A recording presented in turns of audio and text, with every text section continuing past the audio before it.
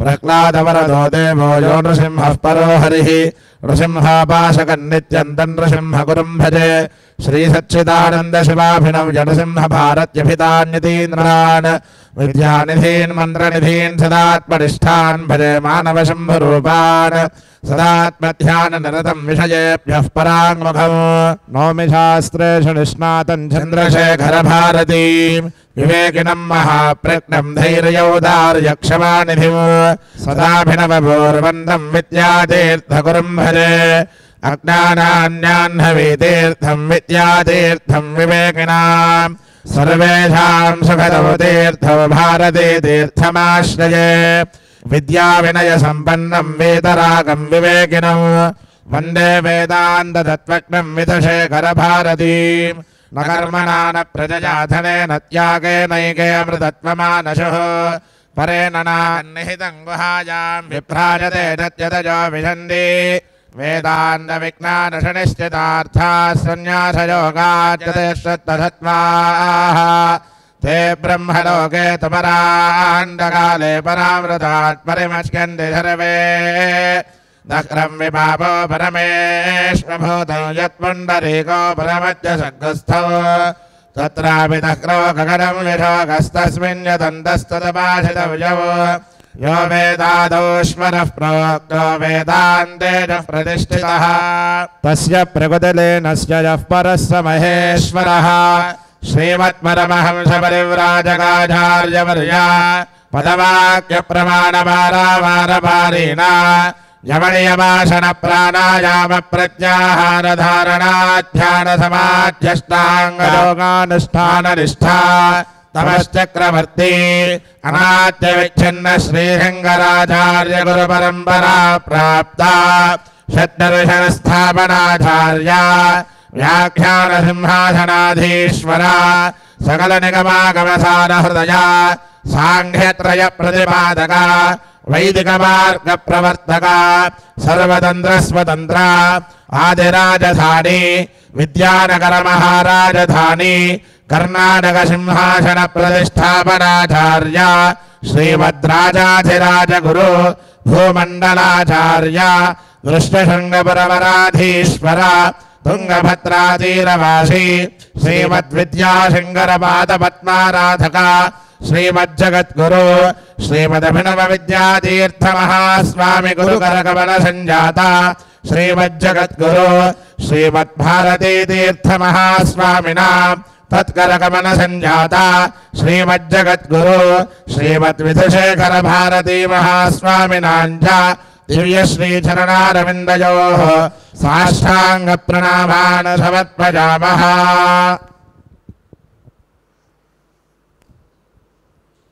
गुरुब्रह्मा गुरुर्विष्णुर्गुरुर्देवो महेश्वरः गुरुः साक्षात् परब्रह्म तस्मै श्री गुरवे नमः। श्रुतिस्मृतिपुराणानामालयं करुणालयं नमामि भगवत्पादशङ्करो लोकशङ्करो। सर्वमङ्गलमाङ्गल्ये शिवे सर्वार्थसाधिके शरण्ये त्र्यम्बके देवि नारायणि नमोऽस्तुते। वसुदेवसुतं देववंशजानूरमर्दनं देवकी परमानन्दं कृष्णं वन्दे जगद्गुरुं। ब्रह्मण्यदेवाय गोब्राह्मणहिताय च जगद्धिताय कृष्णाय गोविन्दाय नमो नमः।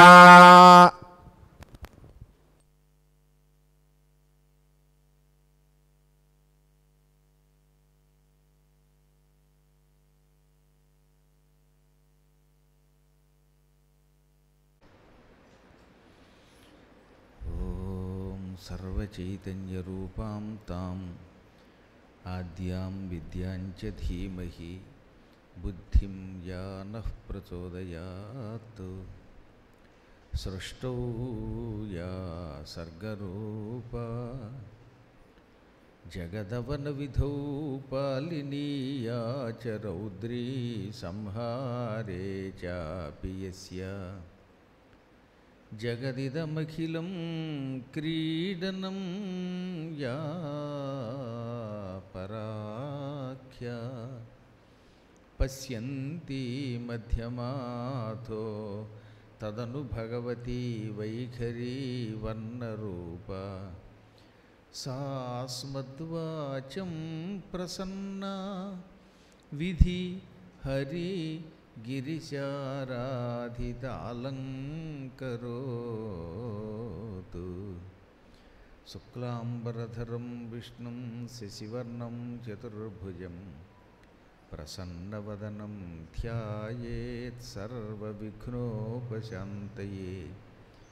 వందే గురుపదద్వంద్వమవాङ्మానసగోచరం రక్తశుక్లప్రభామిశ్రమతర్క్యం త్రైపురం మహః నారాయణం నమస్కృత్య నరం చైవ నరోత్తమం దేవీం సరస్వతీం వ్యాసం తతో జయముదీరయేత్. సచ్చిదానందరూపాయ విశ్వోత్పత్యాదిహేతవే తాపత్రయ వినాశాయ శ్రీకృష్ణాయ వయం నుమః. ఓం ఐం హ్రీం క్లీం సరస్వత్యై నమః. వరుసగా ఆయా క్షేత్రాలు, ఆ క్షేత్రాల్లో ఉండే నదులు, దేవతల యొక్క మహామహిమని గురించి సూత మహర్షి సౌనకాదులకు వివరిస్తూ అందులో నర్మద గురించి చెప్పాడు ఆయన. నర్మదాచ మహాతీర్థం నరకద్వార నాశకం. నర్మద ఒక గొప్ప తీర్థం.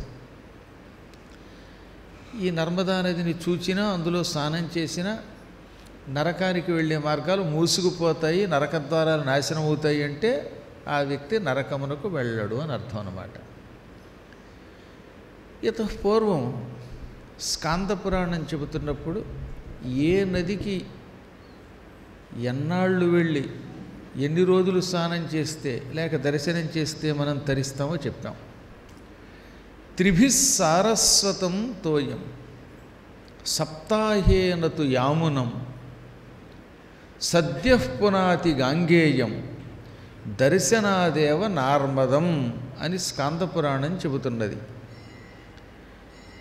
సారస్వతంతోయం అంటే సరస్వతీ నదీ జలములు. సరస్వతీ నదిలో ఉన్న నీటిలో 3 రోజులు వరుసగా స్నానం చేస్తే పవిత్రులమవుతాం. అందుకని త్రిభిః సారస్వతం తోయం అన్నారు.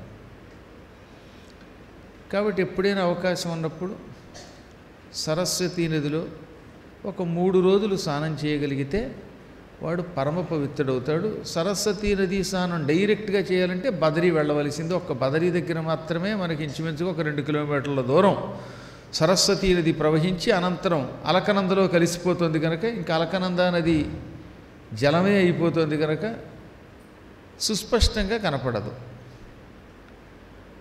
ఇంకా రెండవది సప్తాహేనతు యామునం. యమునా నదిలో 7 దినములు వరుసగా స్నానం చేస్తే ఆ వ్యక్తి పరమ పవిత్రుడు అవుతాడు. 7 రోజులు స్నానం చేయాలంటే ఇదిగో మేము బృందావనంలో సప్తాహం చేస్తున్నప్పుడు రావలసిందే. వచ్చే సంవత్సరం యమునా నది పుష్కరాలు ఉన్నాయి. ఆ పుష్కరాలు 31వ తారీఖు మేలో మొదలవుతున్నాయి కనుక ఆ రోజు నుంచి మేము అక్కడ భాగవత సప్తాహం చేస్తున్నాం కనుక ఆ సప్తాహ సమయంలో అక్కడికి రాగలిగితే 7 రోజులు వరుసగా స్నానం చేసే అవకాశం ఉంటుంది. సప్తాహం దినముల పాటు గంగానది, యమునా నది, నర్మదా నది, సరస్వతీ నది ఇవన్నీ కూడా పుష్కర సమయంలో యమునలో చేరుతాయి. పుష్కరాల్లో స్నానానికి ఒక ప్రత్యేకత ఉందండి. సహజంగా పుష్కరాలు యమునా నదికి వస్తే కేవలం యమునే కాకుండా తక్కిన 11 నదులు కూడా అందులోకి వస్తాయి. మొత్తం 12 నదులకు కదా పుష్కరాలు ఉండేవి. ఈ 12 నదుల్లో ఏ నదికి పుష్కరం వచ్చినా తక్కిన నదులన్నీ అందులో చేరతాయి కాబట్టి పుష్కర స్నానం ఉత్తప్పుడు చేసే స్నానం కంటే ఎక్కువ ఫలితం ఇస్తుంది. అందున సప్తాహ కాలంలో చేయగలిగితే ఇంకా లాభం. అటువంటి వాడు పరమ పవిత్రుడు అవుతాడు. ఇంకా గంగ ఒక్కసారి స్నానము చేసినంత మాత్రం చేతనే వెంటనే పవిత్రులు చేస్తుంది. అందుకే సద్యః పునాతి గాంగేయం అన్నారు. గాంగేయం అంటే గంగాజలం. గంగాజలములో ఒక్కసారి స్నానము చేసినంత మాత్రం చేతనే సద్య వెంటనే పునాతి పవిత్రులను చేస్తుంది. గంగా స్నానం ఒకసారి చేసినా వెంటనే జీవుడు పవిత్రుడవుతాడు. ఈ స్నానం చేసేవాడికి శ్రద్ధ కావాలి, భక్తి కావాలి, నమ్మకం కావాలి. ఒక పని చేసేటప్పుడు దాని మీద నీకు ఎంత ఎక్కువ విశ్వాసం ఉంటే అంత బాగా పనిచేస్తుంది. ఇవన్నిటికీ ఒక ప్రత్యేకత ఉంటే వాటికంటే అత్యంత వైశిష్ట్యం కలిగినది నర్మద. అందుకే ఏమన్నాడు, దర్శనాదేవ నార్మదం. నర్మదా నది జలము అనడానికి నార్మదము అంటారు. అంటే నర్మదకి సంబంధించిన నీటిలో స్నానం చెయ్యలేకపోయినా దర్శనం చేసుకున్న చాలట. ఒక్కసారి నర్మదా జలమును చూచినంత మాత్రము చేతనే తరిస్తున్నాడు. ఒక్కొక్కసారి స్నానం చేసే అవకాశం లేక కొంతమంది నర్మదా తీరానికి వెళ్ళి అలా చూస్తారట. చూస్తే కూడా పవిత్రులు అవుతారు. అది ఇంకా ఎక్కువ లాభం కదా. అందువల్ల దర్శనము చేతనే తరింపచేసే శక్తి ఈ నర్మదకి ఉన్నది. అందుకే నర్మద చాలా గొప్పది. నర్మద యమదండక్షతవర్మద అతి కఠిన ముక్తి వనిత చేతో మర్మద అంబు నివారిత దుర్మద నర్మద తరించే త్రోవన్వటుడున్నని పోతన గారు భాగవతంలో వామన చరిత్రలో రాశారు. నర్మద ఎటువంటిది అంటే శర్మద, శాంతిని ఇచ్చున్నది. నర్మదా నదిని చూచినా స్నానం చేసినా శాంతి లభిస్తుంది. అందులో స్నానం చేయటం వల్ల నరకానికి వెళ్ళం గనక యముడు తన దండంతో కొడితే ఆ దెబ్బలు మనకి తగలవు. ఆ యమదండ క్షతాలు, గాయాలు కాకుండా కవచంలా కాపాడుతుందట. వర్మ అంటే కవచం, వర్మద అంటే కవచమునిచ్చున్నది. ఏ రకమైన కవచం ఇస్తుంది? మనిషి పాపం చేస్తే యముడు యమదండంతో కొడతాడు. ఆ దండం దెబ్బలు తగలకుండా నర్మద కవచమై కాపాడుతుంది. అనగా నర్మదలో స్నానం చేసిన వాడికి యముడి యొక్క దండ భయం లేదు. మోక్షమిచ్చేటటువంటి కాంత, ముక్తి కాంత ఎవడిని పడితే వాడిని వరించదు. కానీ నర్మదని చూచి స్నానం చేస్తే అటువంటి వాడిని మోక్షకాంత వరిస్తోంది. అంటే అర్థం వాడికి ముక్తి లభిస్తోంది. ఆ స్నానం వల్ల అహంకారం కూడా తొలగిపోతుంది. తలిపేసిననే ఈ విధంగా మదాన్ని తొలగించే దివ్యశక్తి దానికి ఉన్నది. అందుకే నర్మద చాలా గొప్పది. ఇంకో విచిత్రం ఏంటంటే వీటిల్లో ఈ పుష్కర స్నానానికి పనికొచ్చేటటువంటి వాటిల్లో కొన్ని నదులు ఉన్నాయి, కొన్ని నదములు ఉన్నాయి. అందులో నర్మద నదం అండోయ్. చాలాసార్లు చెప్పాను కనుక కొత్తగా చెప్పక్కర్లేదు. తూర్పు నుంచి పడమరకి ప్రవహించి పశ్చిమ సముద్రములో కలిసేటటువంటి వాటినేమో నదములు అంటారు. పడమర పుట్టి తూర్పుకి ప్రవహించి తూర్పు వైపున్న సముద్రంలో కలిస్తే నది అంటారు. అందుకే గంగా, గోదావరి ఇవన్నీ కూడా పూర్వవాహినులు, తూర్పుకు ప్రవహిస్తాయి. తూర్పున ఉన్న సముద్రం బంగాళాఖాతం కనుక అందులో కలుస్తాయి కనుక ఇవన్నీ నదులు. నర్మద, తపతి, గోమతి ఇవన్నీ తూర్పు నుంచి పడమరకి వెళ్ళి పశ్చిమ సముద్రంలో ద్వారకా నగరం దగ్గర ఉన్న సముద్రంలో కలుస్తాయి. అందుకే గోమతి నదం, నర్మద నదం, తపతి నదం. వ్యవహారంలో నది అనేస్తూ ఉంటాం నర్మదా నదిని, కానీ సూక్ష్మ దృష్టితో దానిని నదమనాలి, దీని నది అనాలి. అందుకే నదీ నదంబులంజూచితి అంటాడే, అది కారణం. ఇక ఈ నర్మద్ దగ్గర యథాశక్తిగా దానం చేసిన వాడు కూడా బ్రహ్మలోకాన్ని పొందుతాడు. చిట్ట చివరిగా మళ్ళీ నెక్స్ట్ ఏం చెప్పాడు, యమున, అది కూడా ఒక మహాతీర్థం. పొద్దున కూడా చెప్పాక మీకు కాళింది అని పేరు, సూర్యభగవానుడి పుత్రిక. యముడు కూడా అందులో స్నానం చేస్తాడు. సూర్యుడు వృషభ రాశిలో ఉన్నప్పుడు, విశాఖ నక్షత్రంతో కూడినప్పుడు, ఆదివారం వచ్చినప్పుడు యమునా నదిలో స్నానం చేస్తే ఎక్కువ ఫలితం వస్తుంది. అందుకే 7 రోజుల పాటు బృందావనంలో ఉన్నప్పుడు అందులో ఆదివారం వచ్చిందా గ్యారంటీగా యమునా నదిలో స్నానం చేయమన్నారు. కారణం, ఆదివారానికి అధిపతి ఎవరు? సూర్యభగవానుడు. యమున ఎవరు? సూర్యపుత్రిక. అందువల్ల సూర్యపుత్రిక అయినటువంటి అమ్మవారిలో స్నానం చేయటం వల్ల సూర్యభగవానుడు సంతోషించి వాడికి జ్ఞానాన్ని ప్రసాదిస్తాడు. విశాఖ నక్షత్రం ఉన్న రోజున స్నానం చేస్తే అది కూడా అధిక ఫలితం ఇస్తుంది. సూర్యుడు వృషభ రాశిలో ప్రవేశించినప్పుడు స్నానం చేస్తే కూడా మహాఫలితం.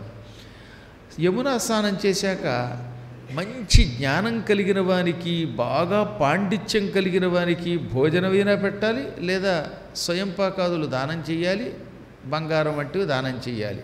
అప్పుడేమవుతుందట, శివేన సహ మోదతే, శివునితో కలిసి ఆనందిస్తాడు, అంటే శివుడిలో లీనమైపోతాడు అతడు. సరస్వతీతి విఖ్యాత నదీ సర్వవరప్రద. ఇక సరస్వతీ నది ఉన్నది, అది సకల వరములను ప్రసాదిస్తుంది. మానవులకి అది ఒక వరప్రద అయిన నది. కొంతమందికి ఎందుకో తెలియదు కానీ వాక్కు శుద్ధిగా ఉండదు, మాట ముద్దగా ఉంటుంది, వాళ్ళు పరంపరలో మాట్లాడలేరు. రెండవది, అసలు మాట కూడా ఆలస్యంగా వస్తుంది, కొందరికి నత్తి వస్తుంది, కొందరికి జ్ఞాపక శక్తి ఉండదు. ఈ సరస్వతీ నదిలో స్నానం చేసి అందులో ఉన్న నీరు తీర్థంగా తీసుకుంటే అటువంటి వాడి నాలుక మీద బుద్ధిలోనూ సరస్వతి శాశ్వతంగా ఉంటుంది. అందుకే జ్ఞానులు సరస్వతీ నదీ స్నానము అంటే వాగీశ్వరీ వరప్రసాదము అనుకుంటారట. పైగా ఆదరముతో ప్రేమతో ఈ స్నానం చేసిన వాడిని పట్టుకుని, నాయనా నువ్వు నా నదీ జలములలో స్నానము చేశావు కనుక నిన్ను యావజ్జీవితం విడిచిపెట్టను అంటుంది. కొందరు అజ్ఞానులు సరస్వతీ నది ఇప్పుడు లేదంటున్నారే, అది ఉట్టే అబద్ధం, అసత్యం, వాడికి బుర్ర తక్కువ అని అర్థం. సరస్వతీ నది మానా దగ్గర నుంచి ప్రవహిస్తున్న విషయం చంటిపిల్లడికి తెలుసు. అక్కడ దాదాపు ఒక 2 కిలోమీటర్ల దూరం ప్రయాణం చేశాక అప్పుడు అలకనందా నదిలో కలిసిపోతుంది. కాబట్టి సరస్వతి పుట్టిన చోట మనం హాయిగా స్నానం చేయొచ్చు. కాకపోతే వైశాఖ మాసం నుంచి కార్తీక మాసం వరకే అవకాశం ఉంటుంది. కార్తీక పూర్ణిమ తర్వాత సీలు వేసేస్తారు, అటువైపు వెళ్ళే అవకాశం లేదు, గడ్డ కట్టేస్తుంది, మంచు అయిపోతుంది. ఒకవేళ ఎవడన్నా స్నానం చేస్తే ఆ తర్వాత ఇక వాడికి జీవితంలో స్నానం చేయవలసిన అవసరం కూడా ఉండదు, అటువంటి మంచులో కూరుకుపోతాడు. కాబట్టి అక్కడ స్థానికంగా ఉండేవాళ్ళు కూడా, మిలిటరీ వాళ్ళు కూడా అందులో చేయలేరు, అంత భయంకరమైన చలి కదా అది. కేవలం ఈ మే నెలలో మొదలుకుంటే నవంబర్ వరకు మాత్రమే, 6 నెలలు మాత్రమే మానవుల కోసం దాన్ని తెరిచి ఉంచుతారు. ఆ కాలంలో, అనుకూలమైన కాలంలో భగవంతుడి అనుగ్రహం ఉన్నప్పుడు సరస్వతీ స్నానము చేయటం ఒక గొప్ప యోగం. సరస్వతీ నది స్నానం చేసినవాడు అక్కడికి పక్కనే ఉన్న వ్యాసుని గుహని తప్పక చూడాలి. వేదవ్యాసుడు మనందరికీ గురువు కదా, అంతటి వాడు అక్కడ తపస్సు చేశాడు, సరస్వతీ నదీ జలాలలో స్నానం చేశాడు, మంచినీళ్ళు తీర్థంగా పుచ్చుకున్నాడు. ఆ విషయం భాగవతంలో వచ్చింది మీకు. వేదవ్యాసుడు సరస్వతీ తీరంలో ఆ బదరీ ప్రాంతంలో తపస్సు చేస్తున్నప్పుడే ఆవేదన పొందడం, నారదుడు రావడం, భాగవతాన్ని చెప్పి భాగవతాన్ని రాయమని సందేశం ఇవ్వడం వల్ల ఆయన భాగవతం రాశాడు. భాగవతం రాసిన స్థలం బదరి, అది కూడా సరస్వతీ తీరం. దాన్ని ఇప్పుడు మనవాళ్ళు మాన అంటారు ఆ ప్రాంతాన్ని. అక్కడే భారతము రాశాడు ఆయన. భారతం రాయడానికి గణపతి అక్కడికి వచ్చి ఏకంగా 18 రోజుల పాటు ఆయన దగ్గర కూర్చుని ఆయన చెబుతూ ఉంటే శ్లోకాలు తాళపత్రాల మీద, భూర్జపత్రాల మీద గంటం దొరకకపోతే దంతంతో రాశాడు ఆయన. అందువల్ల గణపతి అంతటి మహానుభావుడు కూడా నివసించినటువంటి ఆశ్రమం అక్కడ ఉన్నది. ఇప్పటికీ గణేశ గుహ, వ్యాస గుహ అక్కడ ఉన్నాయి. కొంతమంది ఇందులో నాతో పాటు వచ్చి చూశారు, కొంతమంది విడిగా వెళ్ళి చూశారు. చూడని వాళ్ళు భవిష్యత్తులో చూడండి, లేకపోతే నెక్స్ట్ జన్మెత్తి చూడండి. అందువల్ల సరస్వతీ తీరంలో స్నానం చేయటమే కాక అక్కడున్న వ్యాసాశ్రమం, గణేశాశ్రమాలు చూడాలి. ఇవన్నీ నవయవ్వనంలో ఉన్నప్పుడు చూస్తే ఎక్కువ లాభం, యవ్వనంలో ఉన్నప్పుడు పైకి కిందకి ఎక్కడం దిగడం తేలిక. అలా కాకుండా మీలా ముసలాళ్ళు అయిపోయాక కొంచెం కష్టం. నాలాంటి వయస్సులో ఉన్నప్పుడు చూడాలి, అప్పుడు చూడబుద్ధి ఇది. అప్పుడేమో సంపాదన, భోజనాలు, గారెలు, బూరెలు వీటి మీదకి దృష్టి పెడుతుంది. అందువల్ల నిజమైన సాధకుడు అంటే ఎవరు అనుకుంటున్నారు? పూర్వే వయసి శాంత సశాంత ఇది ఉచ్యతే. మంచి వయస్సులో ఉన్నప్పుడు, శరీరం ఆరోగ్యంగా ఉన్నప్పుడు, 50 ఏళ్ల లోపు ఉన్న వయస్సులో ఉన్నప్పుడు శాంతముగా ఉండి, నియమములతో ఉండి, వ్యసనముల జోలికి పోకుండా సాధన చేసినవాడు గొప్పవాడు. అన్నీ ఉడిగిపోయాక అక్కడ ఒక సామెత ఉందిలేండి, వృద్ధనారీ పతివ్రత అని. ఆ టైంలో అన్నీ ఉడిగిపోయాక అయ్యో అని పశ్చాత్తాపడడం వల్ల పెద్ద ఎక్కువ ఉపయోగం ఉండదు. అదృష్టవశాత్తు మనకి కొన్ని ధర్మాలు చెప్పారు కాబట్టి సరిపోతుంది. కానీ ఎప్పుడు వీలున్నంత వరకు చిన్నప్పటి నుంచి పిల్లల్ని క్రమశిక్షణతో పెంచాలి. అప్పుడప్పుడైనా తీర్థయాత్రలకి తీసుకెళ్ళాలి. భగవద్ అనుగ్రహం గురు కటాక్షం ఉంటే తీర్థయాత్రలు చేయగలుగుతాం. ఆ సమయంలో చేసే తీర్థయాత్రలు ఆనందం కూడా కలిగిస్తాయి. ఎందుకని వాడికి 25 ఏళ్ళో 16 ఏళ్ళో 10 ఏళ్ళో ఉన్నప్పుడు చకాచకా పరిగెడతాడు, స్నానం చేసిన వాడికి ఏమవుదు. ఇప్పుడు ఉన్నారనుకోండి 60 ఏళ్ళు 70 ఏళ్ళు 80 ఏళ్ళు వచ్చాక ప్రయాణం అంటే భయం, దిగిన తర్వాత నడవలేడు, ముసలితనం వచ్చిన ఆబోతు నడిచినట్టుగా మెల్లిగా నానాయాతన పడి నడవాలి, దిగి స్నానం చేయలేడు, స్నానం చేస్తే హత్యం తుమ్ముతాడు. అన్నం తింటూ ఉంటేనే టేబుల్ మీద కూర్చొని తుమ్మితే బాంబు పేర్లంత శబ్దం వస్తుంది మాకు. ఇక స్నానం చేస్తే వాడు ఏమైపోతాడో ఆలోచించండి. కాబట్టి వార్ధక్యం రాకుండా తీర్థయాత్రలు చేసిన వాడు అదృష్టవంతుడు. ఏది ఏమైనా ఇటువంటి యాత్రలు చేసే అవకాశం అని భగవంతుడిని ప్రార్థించాలి. గోదావరీతి ఆలోకే సుప్రసిద్ధ మహానది సింహరాశౌ స్థితే సూర్యే సింహయుక్తే బృహస్పతౌ. ఇంకా గోదావరి అని పేరు కలిగిన మరొక నది ఉన్నది. గౌతమ మహర్షి కఠోర తపస్సు చేసి తన తపశ్శక్తితో గంగానదిని దక్షిణ భారతానికి తీసుకొచ్చాడు. అందుకే అది దక్షిణ గంగా అని పిలువబడింది.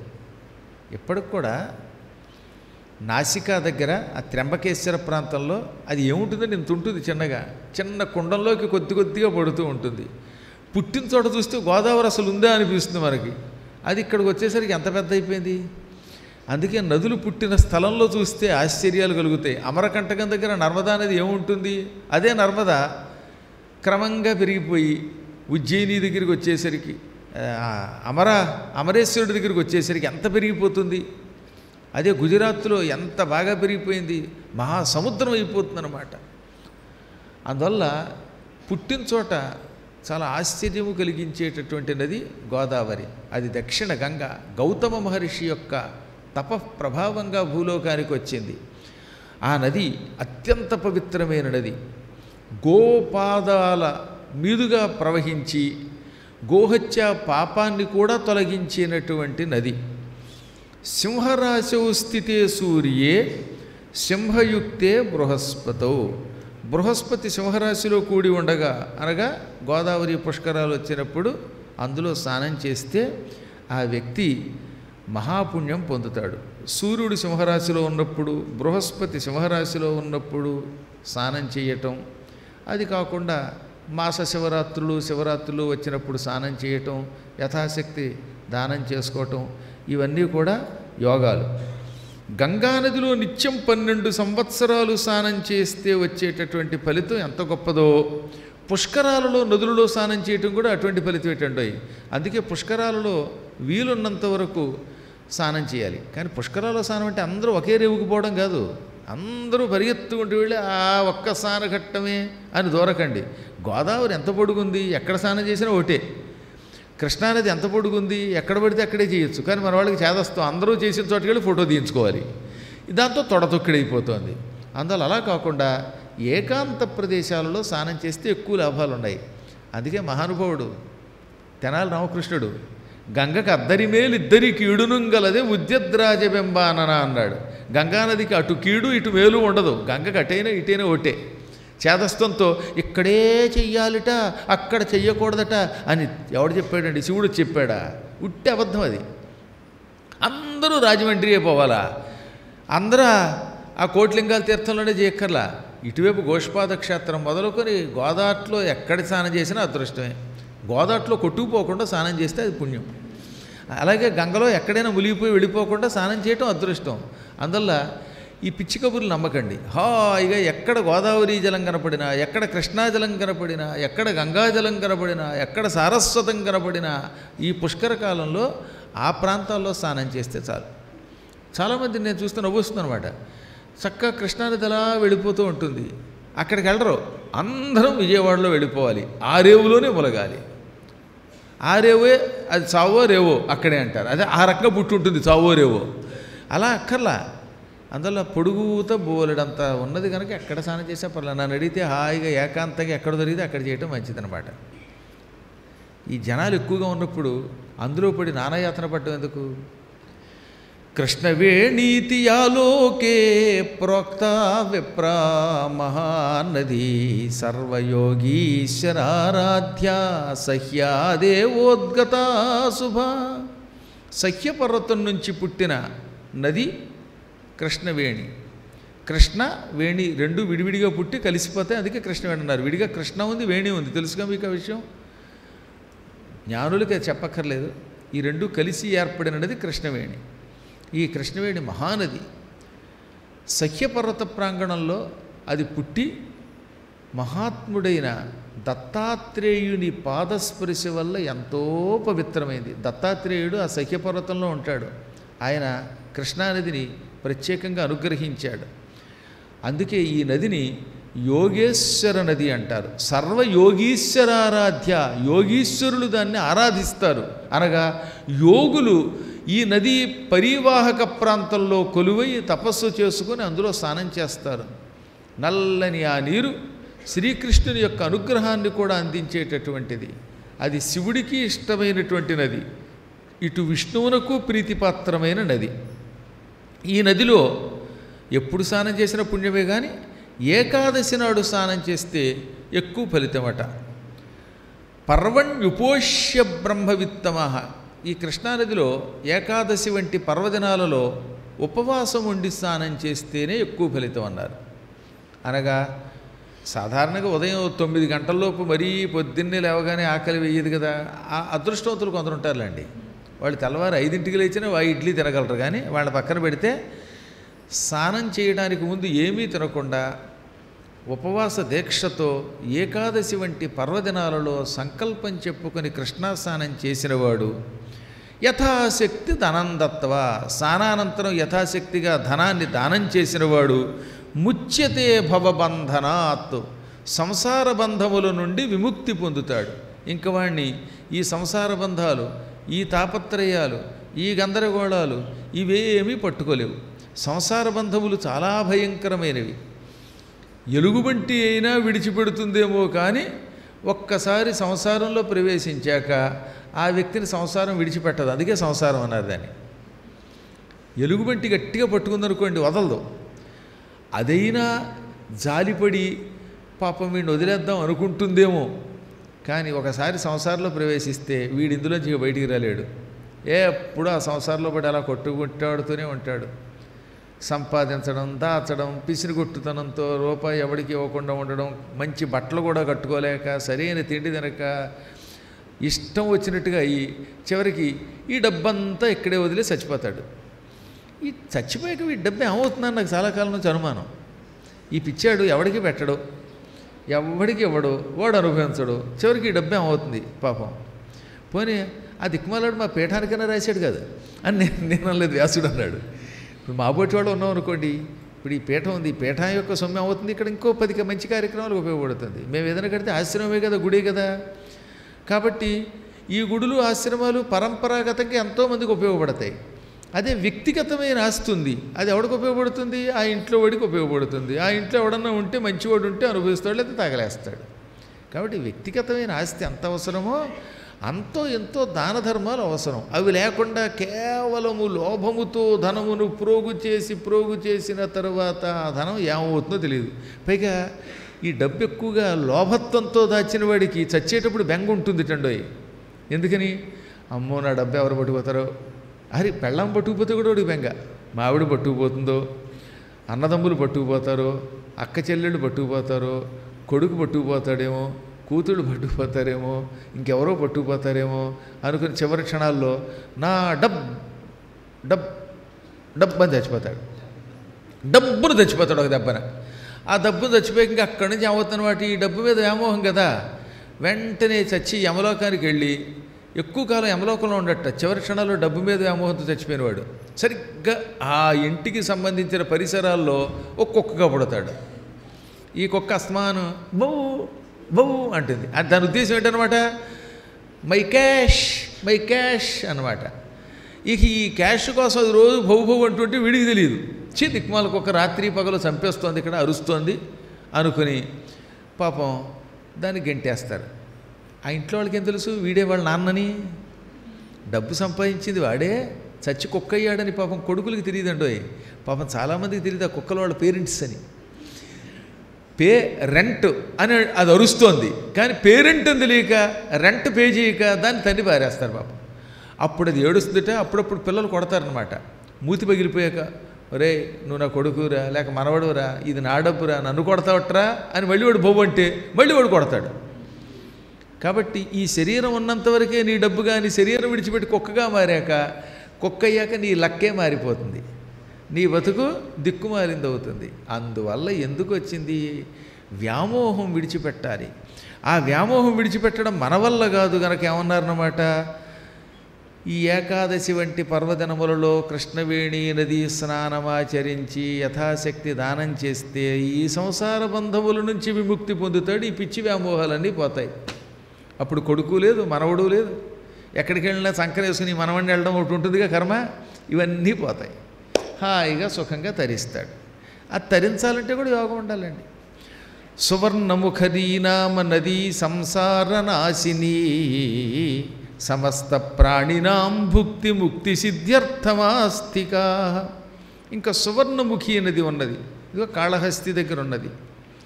ఈ నది సంసార భయాన్ని తొలగించేటటువంటి నది, సంసార నాశిని అని దానికి పేరు. ప్రాణులు అందులో బాగా జలం ఉన్నప్పుడు సంకల్పం చెప్పుకొని స్నానం చేసి వెండి లేక బంగారం వంటి విలువైన ధాతువులను దానం చేస్తే శివుడు సంపూర్ణముగా అనుగ్రహిస్తాడు. భక్త కోటికి ఇచ్చేటటువంటి లోకాలు ఇస్తాడు. కన్నప్ప లాంటి భక్తులకు ఇచ్చేటటువంటి శుభాలు కలిగిస్తాడు. మఘానక్షత్రం ఉన్నప్పుడు లేదా మాఘమాసంలో, ముఖ్యంగా శివరాత్రి, అటువంటప్పుడు అక్కడ స్నానం చేస్తే ఎక్కువ పుణ్యంట. కారణం ఏమిటో తెలుసా? ఆ నది ఎలా పుట్టిందో రాశారు. కేవలం కృపయా సాక్షాత్ శివేన పరమాత్మన నిర్మిత మఘనక్షత్రే మాఘమాసి ద్విజోత్తమా. మాఘమాసంలో మఘనక్షత్రం పూర్ణిమ నాడు ఉండగా, అదేగా మాఘం అంటే మాఘమాసంలో పూర్ణిమ నాడు, మాఘ పూర్ణిమ నాడు శివుడు తన కరుణతో సృష్టించాడు దాన్ని. అందువల్ల దానికి సువర్ణముఖం అని పేరు వచ్చింది. ఎందుకంటే ఈశ్వరుడి యొక్క ముఖం నుంచి వెండి బంగారం పుట్టాయి. అందువల్ల ఈశ్వరుడి నోటిలో నుంచి మాఘ పూర్ణిమ నాడు పుట్టిన నది కనుక ఆ నదికి సువర్ణముఖి అని పేరు వచ్చింది. ఆ నది అంత గొప్పది. సాక్షాత్తు శివుడు తన నోటితో దాన్ని సృష్టించి బయటకు వదిలాడు. ఆ జలం అందుకే ఎల్లవేళలా కనపడకుండా వేసవకాలంలో అడుగంటిపోతుందట. సర్వకాల సర్వావస్థలలో ఆ నదీ జలం ఉంటే అందులో స్నానం చేసిన వాళ్ళు శివుడిలో కలిసిపోతారు. కనుక ఈ మానవులకి భ్రమ కలిగించడానికి నీరు లేకుండా ఎండగడుతూ ఉంటాడు ఆయన. కానీ అవకాశం ఉన్నప్పుడు, బాగా నీరు వచ్చినప్పుడు ఆ నీటిని పట్టి వాటిలో స్నానం చేస్తే, ఆ నదిలో స్నానం చేస్తే సందేహం లేకుండా సంపూర్ణంగా శివానుగ్రహం లభిస్తుంది. ఇంకా ఎంత బాగా చెప్పాడండి. యస్యాస్తీరే మహాదేవ శంకరస్య శిభూషణ శ్రీమద్దక్షిణ కైలాసే శివయా పరయా సహ. ఈ సువర్ణముఖీ తీరంలో సాక్షాత్తు శంకరుడు అక్కడ కొలువై ఉన్నాడు. చంద్రశేఖరుడు కొలువై ఉన్నాడు. ఆయన కొలువై ఉన్న క్షేత్రాన్ని దక్షిణ కైలాసం అంటారు. అందుకే మొత్తం కాళహస్తి ప్రాంతం అంతా కూడా దక్షిణ కైలాసం. కన్నప్పున్న కొండ ఇదంతా కూడా దక్షిణం వైపున్న కైలాసంగా ప్రసిద్ధికెక్కింది. అందుకే శివుడు జగదంబతో పాటుగా అక్కడ కొలువయ్యుండి దానిని కైలాసంగా మార్చి సువర్ణముఖి నదినేమో తన నోటిలో నుంచి సృష్టించి అక్కడ వదిలి అక్కడికి వచ్చి తన దర్శనం చేసుకున్న వాళ్ళ యొక్క పాపాలు గాలికి దూది పింజలు ఎగరగొట్టినట్టుగా ఎగరగొట్టేస్తాడు. ఓ చోట పరుపు చేయించుకుందాం అనుకున్నారట కొంతమంది. పరుపు చేయించుకోవాలంటే ఏం కావాలి? పూర్వకాలంలో దూది కావాల్సి వచ్చేది. అందుకని దూదిని ఏకారు. ఏకిన దూది ఏం చేశారు? బయట ఎండబెట్టారు. ఎంతలో తుఫానుగాలు వచ్చింది. అప్పుడు దూది ఏమవుతుంది? ఎగిరిపోతుంది. అందువల్ల గాలికి తూలం ఎగిరిపోతుంది. ఈశ్వరుడు వాయులింగ రూపంలో అక్కడ కొలువయ్యుండి, ఒరే నేనే వాయులింగాన్ని, నా నుంచి వచ్చే వాయువు మీ పాపములనే దూది పింజలను ఎగరగొడుతుంది, ఇక మీకు పాపములు ఉండవు అని చెప్పిన దివ్యస్థలం దక్షిణ కైలాసం, పరమ పవిత్రమైన కాళహస్తి. ఎందుకు పనికిరారు అనుకున్న వాళ్ళకు కూడా మోక్షం ఇచ్చేటండి. పాప ఓ పురుగు ఉంది, సాలి పురుగు, దానికి ఏం తెలుసు? మళ్ళా పాండిత్యం తెలియదు, పుస్తకాలు తెలియవు, నామోచ్చారణం తెలియదు. అయినప్పటికీ పాప ఆ పురుగుని అనుగ్రహించి శ్రీ అంటే సాలిపురుగు గనక శ్రీ అనే పేరు స్వీకరించాడు. అదో పాము వచ్చి పూజించింది, దానికి మోక్షం ఇచ్చి దాని పేరు మీదుగా కాళ అని పేరు పొందాడు. ఏనుగు పూజించింది, దాని పేరు మీదుగా హస్తి అన్నాడు, వెరసి శ్రీకాళహస్తి అన్నాడు. శ్రీ అంటే సాలిపురుగు, కాళం అంటే పాము, హస్తి అంటే ఏనుగు, వెరసి శ్రీకాళహస్తి అయింది. అక్కడున్న ఈశ్వరుడు గనక శ్రీకాళహస్తీశ్వరుడు అయ్యాడు. ఇలా మోగ జంతువులకి, అమాయకములైనటువంటి జంతువులకి మోక్షం ఇచ్చాడు. ఏమి మంత్రం తంత్రం తెలియనటువంటి కన్నప్పకు కూడా మోక్షం ఇచ్చాడు. ఇందులో కన్నప్ప కథ రాదు, ఎందుకంటే ఈ సూత సంహిత రాసే నాటికి కన్నప్ప ఇంకా పుట్టలేదు. అందుకే కేవలం కాళహస్తి దక్షిణ కైలాసం అన్నారే తప్ప ఒక్క కన్నప్ప చరిత్ర ఇందులో ఎందుకు రాయలేదని కొందరికి అనుమానం. ఇది కన్నప్ప చరిత్ర కలియుగంలో జరిగింది, నేటికి 5000 సంవత్సరాల క్రితం జరిగింది. సూత సంహితో కొన్ని వేల సంవత్సరాల క్రితం వచ్చింది. అందువల్ల ఆనాటికి ఆ కథ లేదు కనుక అది తప్ప మిగతావన్నీ రాశాడు ఆయన. ఏది ఏమైతేనే మనం ఎరిగిన వాళ్ళమే కదా, మన కళ్ళ ముందు మన కలియుగంలో కన్నప్ప గారు ఆ పైకి వచ్చిన విషయం ఉన్నది, కొండ ఉన్నది, ఆయన తరించినటువంటి చరిత్ర జగత్ప్రసిద్ధికి ఎక్కింది. శ్రీకృష్ణదేవరాయల ఆస్థాన విద్వాంసులలో ఒకడైనటువంటి ధూర్జటి మహాకవి కాళహస్తీశ్వర మహాత్మ్యం అద్భుతంగా రాశాడు ఆయన. శంకరాచార్యులు వారు, ఆది శంకరాచార్యులు వారు ఈ కాళహస్తిలో ఉన్న కన్నప్ప చరిత్ర రాశాడు. ఇదిగో శివానందలహరిలో ఉంటుంది చూడండి, అందులో మహానుభవ మార్గావర్తిత పాదుక అనే శ్లోకంలో రాయలా, కన్నప్ప అమాయకుడు చెప్పులు వేసుకుని నడిచాడు.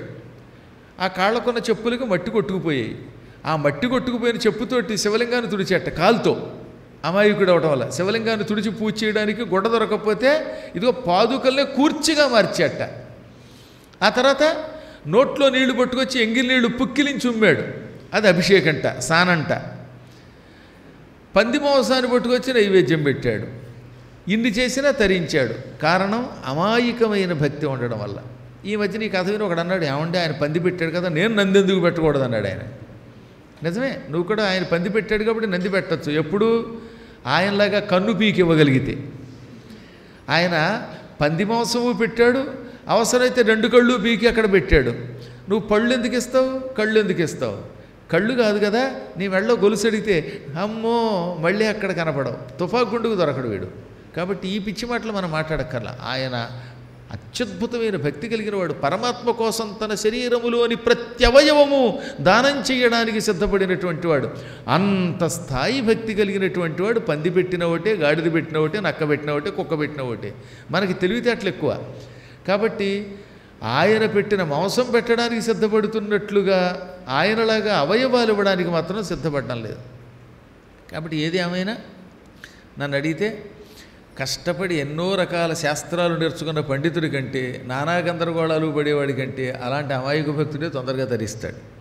అమాయకుడికి అనుమానాలు ఉండవు. ఒరే సాష్టాంగ పడనంటే పడతాడు.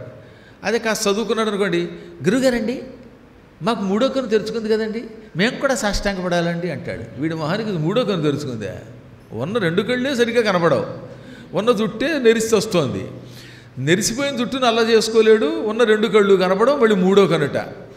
నిజంగా మనందరికీ 3 కళ్ళు ఉంటే కళ్ళదోడు ఎందుకు చెప్పండి? వీళ్ళ మొహాలకి కళ్ళు సరిగ్గా కనపడకేగా ఇవి పెట్టుకుని ఏడుస్తున్నావు. మన బతుక్కి అటువంటిదేమో 3వ కన్ను తెరుచుకుంది, 33వ కన్ను తెరుచుకుంది. నేను జ్ఞానిని అండం, నేను అమ్మని నాకు దండం పెట్టండి అండం. ప్రతి వాడికి ఏదో నాటకం అయిపోయింది. ఏమి వాళ్ళమ్మ మొహమాట లేకుండా చెప్పాలంటే మనం ఎవరు అంత గొప్పవాళ్ళం ఏం కాదు. మనం ఉన్నంతలో జ్ఞానులు అయ్యో ఉండొచ్చేమో మిగతా వాళ్ళతో పోలిస్తే, కొంత భక్తులు అయితే ఉండొచ్చు, కానీ వాళ్ళ లెవెల్లో భక్తులు వాళ్ళు ఉన్నారంటే నేను నమ్మను. ఆ స్థాయిలో భక్తులు చాలా అరుదుగా ఉంటారు. ఇక్కడ మన దగ్గరికి రారు, వచ్చి మీ ఎదురుగుండా కూర్చుని నాకు అది వచ్చింది ఇది వచ్చిందని చెప్పడం. ప్రపంచంలో ఏ మూల ఏం జరుగుతున్నా తెలిసే మహాపండితులు ఉంటారు, జ్ఞానులు. వాళ్ళు 2వ కంటి వాడికి ఆ విషయం చెప్పరు. అలా చెబితే వాడు జ్ఞానం ఎందుకు అవుతాడు? జ్ఞానులు మౌనంగా ఉంటారండి, చాలా తక్కువ మాట్లాడతారు. అందుకని ఏమన్నారన్నమాట, సత్యాయ మితభాషిణాం. కాళిదాసు గారు రఘువంశంలో రాశారు. రఘువంశపు రాజులు పురాణములు చెప్పేటప్పుడు తప్ప తక్కిన వేళ అస్సలు మాట్లాడరట. ఎవరొచ్చినా ఎక్కువ మాట్లాడరు, పలకరించరు. మేము వచ్చాం కదండి, మేము మొన్న అరటిపండు పెట్టాం, మేము రాగానే ఇంటర్వ్యూ ఎవరే అంటే ఇంటర్వ్యూ ఎవరు వాళ్ళు. ఎందుకని అంటే ఎక్కువ వాగితే అనవసరమైన మాటలు వస్తాయి, అసత్యాలు పలకాలి. అందుకని సత్యం కొరకు తక్కువగా మాట్లాడతారు వాళ్ళు. తక్కువగా మాట్లాడితే సత్యం పలుకుతాం. అతిగా వాగితే ఏమవుతుందన్నమాట, పిచ్చివాగుళ్ళు వస్తాయి, అసత్యాలు వస్తాయి, భ్రమలు, పిచ్చి కలుగుతుంది. పిచ్చే మహిమ అనుకుంటాడు వీడు. అందువల్ల నిజమైనటువంటి జ్ఞానులు తమ మహిమల్ని చీటికి వాటికి ప్రకటించరు. అమాయకమైన భక్తి కలిగితే వాడు ఏం చేసినా అదే ఉపాసనగా భావిస్తాడు. వాడు పువ్వు విసిరినా, నీళ్లు చల్లినా, ఇందాక చెప్పినట్టుగా పంది మాంసం పెట్టినా, కుక్క మాంసం పెట్టినా పరమాత్ముడు వీడు అమాయకుడు కదా అని సేకరిస్తాడు. కాళహస్తీశ్వర మహాత్మ్యం అనే సినిమాలో అనుకుంటాను అద్భుతమైన ఒక పాట ఉన్నది. ఆ పాట అంటే ఎంతో ఇష్టం నాకు అనమాట. మంత్రయుక్త పూజ చేయ మనసు కరుగునా, మంత్రయుక్త పూజ చేయ మనసు కరుగునా, మంత్రమో తంత్రమో తెలియనైతినే, మంత్రమో తంత్రమో తెలియనైతినే, నాదమేదో వేదమేదో ఎరుగనైతినే, వాదమేల పేద బాధ తీర్పరావయా, స్వామీ మహేశ పాప వినాశ కైలాసవాస ఈశ, నిన్ను నమ్మినాను రావా నీలకంధర. ఎంత చక్కగా రాసేవారండి ఆ రోజుల్లో వాళ్ళు. కవులు అనుభవించి రాశారు. కాబట్టి మనకి మంత్రం తెలియలేదు, తంత్రం తెలియలేదని ఏమీ బెంగ పెట్టుకోక్కర్లా. అసలు మహామంత్రవేత్తలు, మహాతంత్రవేత్తలు ఇవాళ ఎంతమంది ఉన్నారు? ఆది శంకరాచార్యులు వంటి పాండిత్యం కలిగిన వాడు ఈ ప్రపంచంలో ఎవడైనా ఉన్నాడా? ఈ ప్రపంచంలో 32 సంవత్సరాల వయస్సులోపు ప్రపంచానికి ఎంత అందించాలో అంత అందించేశాడు ఆ మహానుభావుడు. ఎవడో అడిగాడు భద్రాచలానికి ఆయన వెళ్ళాడని. భద్రాచలంలో ఇవాల్టి గుడి లేదు, కానీ భద్రాచల రాముడు ఎప్పుడూ ఉన్నాడు. ఆ తర్వాత ఇరుక్కుపోతే ఆ దమ్మక్కు వచ్చింది. అంత పూర్వం ఎప్పుడూ భద్రాచలం ఉన్నది. ఆ భద్రాచలం వెళ్ళి ఆయన వామాంకస్థిత జానకి పరిల సత్కోదండ దండంకరి అనే శ్లోకం రాసింది ఆయనే. ఇవాళ భద్రాచలంలో మనం చదువుతున్న ధ్యాన శ్లోకం వామాంకస్థిత జానకి పరిల సత్కోదండ దండంకరే చక్రంతోర్ధ్వకరేణ బాహుయుగళే శంఖం శరం దక్షిణే బిభ్రాణం జలజాత పత్రనయనం భద్రాద్రిమూర్తిని స్థితం కేయోరాది విభూషితం రఘుపతిం సౌమిత్రయుక్తం భజే. ఈ శ్లోకం ఇచ్చింది ఆయన. ముదాకరాత్త మోదకం అంటూ గణపతి మీద శ్లోకాలు రాసింది ఆయనే. భుజంగ ప్రయాత స్తోత్రం సుబ్రహ్మణ్య స్వామి మీద ఇచ్చింది ఆయనే. లక్ష్మీ నృసింహ మమదేహి కరావలంబం అంటూ నరసింహస్వామి మీద కరావలంబ స్తోత్రం రాసింది ఆయనే. కనకధారా స్తోత్రం ఇచ్చింది ఆయనే. శివానందలహరి సౌందర్యలహరి ఇచ్చింది ఆ మహానుభావుడే. ఇలా ఎన్ని రకాల స్తోత్రాలండి. రాముడి మీద ఇచ్చిన స్తోత్రాలు ఆయనవి. ఆంజనేయుడి మీద దారిత దశముఖ కీర్తి పురతో మమ పాతు హనుమతో మూర్తి అని శ్లోకములు ఆర్యాఛందస్సులో రాసింది ఆయనే. ఎన్ని జిమ్మిక్కులు చూపించాలో అన్నీ చూపించాడు ఆయన అనమాట. నమశివాయ చ నమశివాయ అనే స్తోత్రం ఇచ్చింది మళ్ళీ ఆ మహానుభావుడే. ఒకటి కాదు, చిదానందరూపం శివోహం శివోహము అన్నది ఆయనే. అలాగే మనీషా పంచకమిచ్చిందే ఆయనే. చండాలోస్తు సతుద్విజోస్తు గురురిత్యేష మనీషా మమ అన్నాడు ఆయన. ఇన్ని లక్షలు వేలు శ్లోకములు ఇచ్చిన మహాత్ముడు, పరమ పండితుడు. మాట వరుసకి కూడా ఒక్క వ్యాకరణ దోషం ఆయన స్తోత్రంలో కనబడదే. అటువంటి పండితుడు కూడా దేవ్యపరాధ క్షమాపణ స్తోత్రంలో ఏమన్నాడో తెలుసా? నాకేం రాదన్నాడు. అమ్మవారితో మొరపెట్టుకుంటూ అమ్మా నాకేమీ చేత కాదన్నాడు. అంటే ఎంత వినయం అండి. నమంత్రం నో యంత్రం తదపి చ నజానే స్తుతిమహో నచాహ్వానం ధ్యానం తదపి చ నజానే స్తుతి కథా నజానే ముద్రాస్తే తదపి చ నజానే విలపనం పరం జానే మాతః తదనుసరణం క్లేశహరణం. అమ్మా నిన్ను పూజించి మోక్షం పొందాలని నాకు కోరిక, కానీ నాకు నీకు సంబంధించిన మంత్రములు తెలియవు, నా మంత్రం అని ఎత్తుకోవడం నాకు మంత్రం తెలియదు అన్నాడు ఆయన. ఏది 7 కోట్ల మంత్రములను ఉపాసించిన మహాత్ముడు నాకు ఏ మంత్రము తెలియదు, యంత్రం తెలియదు.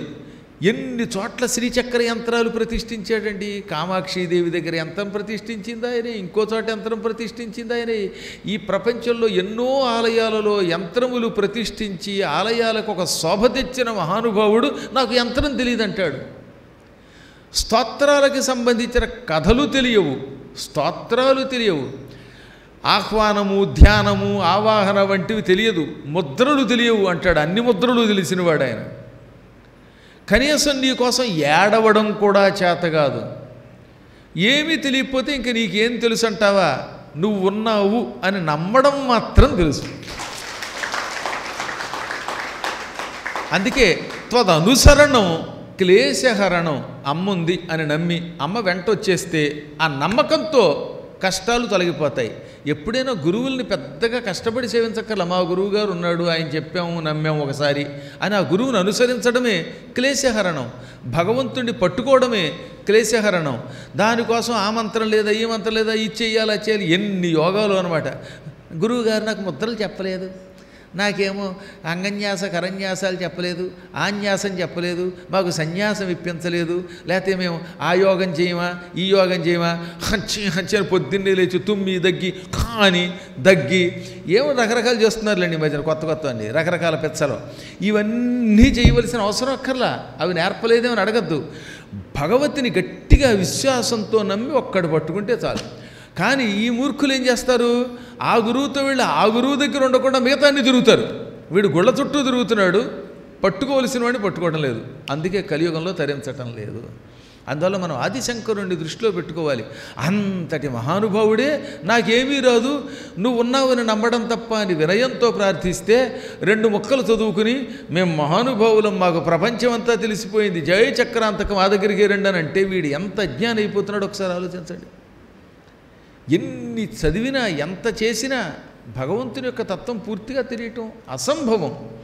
అందువల్ల జ్ఞానులు ఏం చెప్పారు అంటే, నాయనలారా ఇలాంటి క్షేత్రములకు వెళ్ళినప్పుడు పూర్వులైన భక్తుల చరిత్ర వినండి, వారిలో ఉన్నటువంటి సుగుణములు తెలుసుకోండి, దానివల్ల తరిస్తారన్నారు. అటువంటి దక్షిణ కైలాసం సువర్ణముఖి తీరములో ఉన్నది. అక్కడికి వెళ్ళి యథాశక్తిగా స్నానదానాదులు చెయ్యాలి. స్వపాపధ్వస్తి సిద్ధయే. ఎందుకు స్నానం చెయ్యాలి, ఎందుకు దానం చెయ్యాలి? స్వపాప అంటే తాను చేసుకున్న పాపముల ధ్వస్తి సిద్ధయే, నాశనం అవ్వడం కోసం. ప్రతి వ్యక్తి ఎప్పుడో ఒకప్పుడు పాపం చేసినవాడే.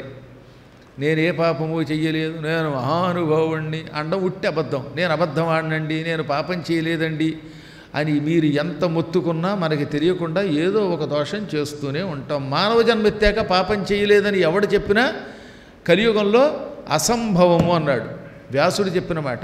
ఎప్పుడు మీ జీవితంలో ఎప్పుడు అసత్యం ఆడలేదా? ఎలా కుదురుతుంది? చిన్నప్పుడు స్కూల్కి ఎగ్గొట్టి అసత్యం ఆడలా? మెట్టారండి నాకు జ్వరం వచ్చిందండి అండంలా. ఇప్పుడు పెళ్లి చేసుకున్నారు ఇద్దరు, ఓ ఆవిడ షాపులో, ఇంకోటి ఇంకో షాపులో, ఇద్దరు పెళ్లి చేసుకున్నారు. ఈ పెళ్లికి ముందు ఇంట్లో అబద్ధం ఆడే వెళ్ళి పెళ్లి చేసుకోలే? మీ పెళ్లి బతుకు అసత్యం, మీ ఉద్యోగాలు అసత్యం, ఎన్ని అసత్యాలు ఆడుతున్నాయి ఇవాళ మనం. మీలాంటి పుణ్యాత్ములు 90% అసత్యం ఆడకుండా 10% ఆడతారు. పాపాత్ములు 10% కూడా నిజాయితీతనం లేకుండా ఎక్కువ భాగం అసత్యాలు ఆడతారు. అంటే మీకు నాకు కూడా అంతంత పాపాలు ఉంటాయి, కాకపోతే 1-2 పాపాలు ఉంటాయి. మీరు నాకంటే పరమ పుణ్యాత్ములు అండి, అలా అనకపోతే రేపు రారు మళ్ళీ. కాబట్టి ఏది ఏమైనా ఎంతో కొంత పాపము లేకుండా మానవుడు ఉండడట. పూర్తిగా నిష్పాపి అసంభవం. అందుకని తాను చేసిన తన పాపము నశించుట కొరకు తప్పక జీవి వెళ్ళి దక్షిణ కైలాస దర్శనం చెయ్యాలి. ఈ దక్షిణ కైలాసంలో ఉన్న స్వామివారు అత్యంత కరుణాకరుడు. ఇంకో చిత్రం చెప్పాడు.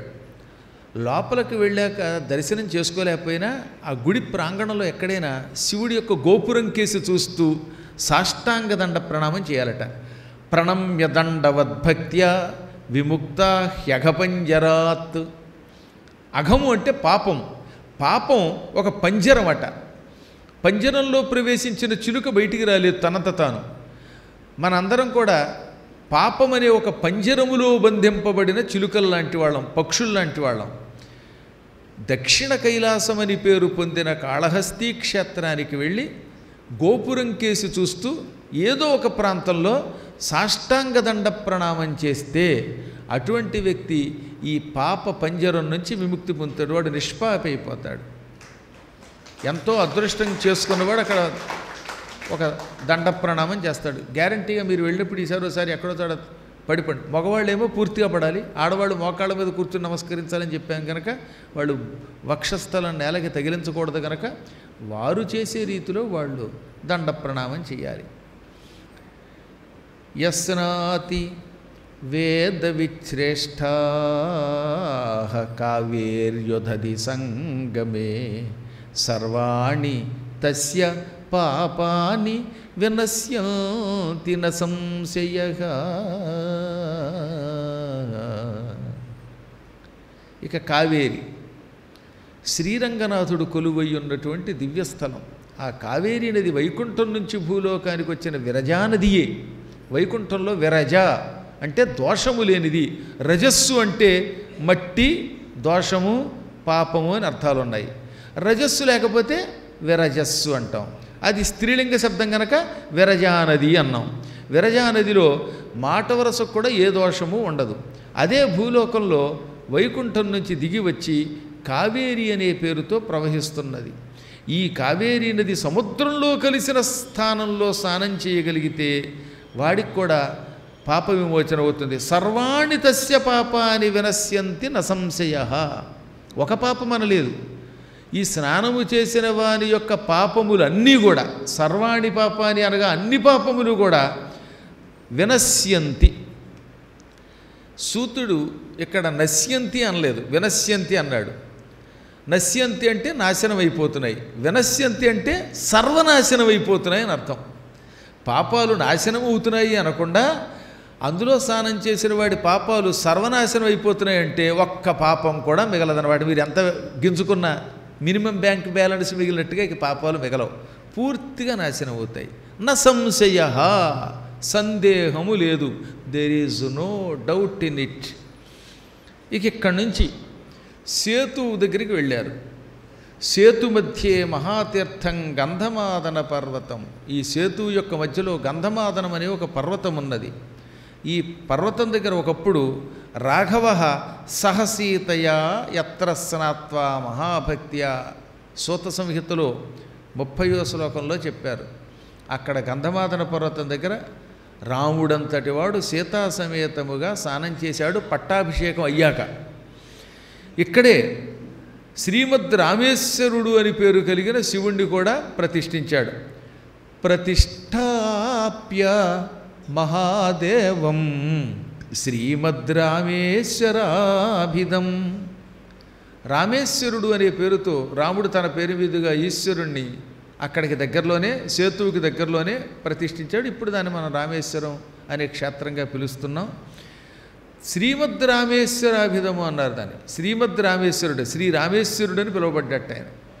ఇది సూతుడు కూడా సూత సంహితలో చెప్పాడు. సరే, స్కాంద పురాణం, పద్మపురాణం, భాగవతం ఇవన్నీ చెప్పాయి. భాగవతంలో కూడా బలరాముడు దశమస్కంధంలో రామేశ్వరంలో స్నానం చేసినట్టుగా ఉంటుంది. ఈ పురాణాలతో పాటు ప్రత్యేకంగా మళ్ళీ సూతుడు సూత సంహితలో కూడా చెప్పాడు. ఎందుకు నొక్కి 2 సార్లు చెప్తానంటే అసలు రామేశ్వరుడే లేడనేటటువంటి అజ్ఞానులు, మూర్ఖులు చాలామంది ఉన్నారు. ఇది కలియుగ ప్రభావం, అవేం మీరు పట్టించుకోవద్దు. ఇది కలి ప్రభావం. కలిర్ ధర్మ వినాశక, కలియుగంలో ధర్మ వినాశకమై అది లేదు ఇది లేదు అనేటటువంటి పిచ్చివాగుళ్ళు ఎక్కువైపోతూ ఉంటాయి. మనకి నచ్చితే ఉన్నాడు, లేకపోతే లేదంటాం. అవన్నీ తీసి పక్కన పారేయండి. ఇవి అత్యంత పవిత్రములైన సంహితలు. 6 సంహితల్లో సూత సంహిత కలియుగంలో మానవుల్ని తొందరగా ఎందుకు తరింపజేస్తుందంటే ఎక్కువగా మానవ ధర్మాలు, ఆ మానవ ధర్మాల్లో భాగంగా వాళ్ళు తీర్థయాత్రలు ఎలా చేయాలి, ఆ తీర్థయాత్రల్లో వాళ్ళ కర్తవ్యాలు ఏమిటి అనేది బాగా బోధించింది కనుక దీన్ని మనం విడిచిపెట్టకుండా ఆచరించాలి. అది తీర్థమహిమ. తీర్థమహిమ తెలిసినవాడు గనకే రాముడు అక్కడ గొప్ప ధనం కూడా దానం చేశాడనున్నది. దత్తవాన్ ధనముత్తమము. రామచంద్రుడు అంటే సాక్షాత్తు శ్రీమన్నారాయణుడు. రామ అన్నంత మాత్రం చేతనే పాపాలు పోతాయి. అటువంటి పరమాత్ముడు కూడా తాను ధనం దానం చేస్తే ఇతరులు తనను ఆదర్శంగా చేసుకొని దానం చేస్తారు కాబట్టి దానం చేశాడు ఆయన. అసలు అవతారాల్లో రామావతారం ఒక అద్భుతం కదటండి. అందుకే గురువుగారు ఎక్కడికి వెళ్ళినా ఓ పాట పాడిస్తూ ఉంటారు. ఏమని? తింటున్న రామానండి, తినకున్న రామానండి. తింటూ రామయ్యను, తినకున్న రామయ్యను, తినిపిస్తూ రామయ్యను, రామ్ రామ్ రామ్. తింటూ రామయ్యను, తినకున్న రామయ్యను, తినిపిస్తూ రామయ్యను, రామ్ రామ్ రామ్. రామ రామ రామ రామ రామ రామ రామ రామ రామ రామ్ రామ్ రామ్. శ్రీరామ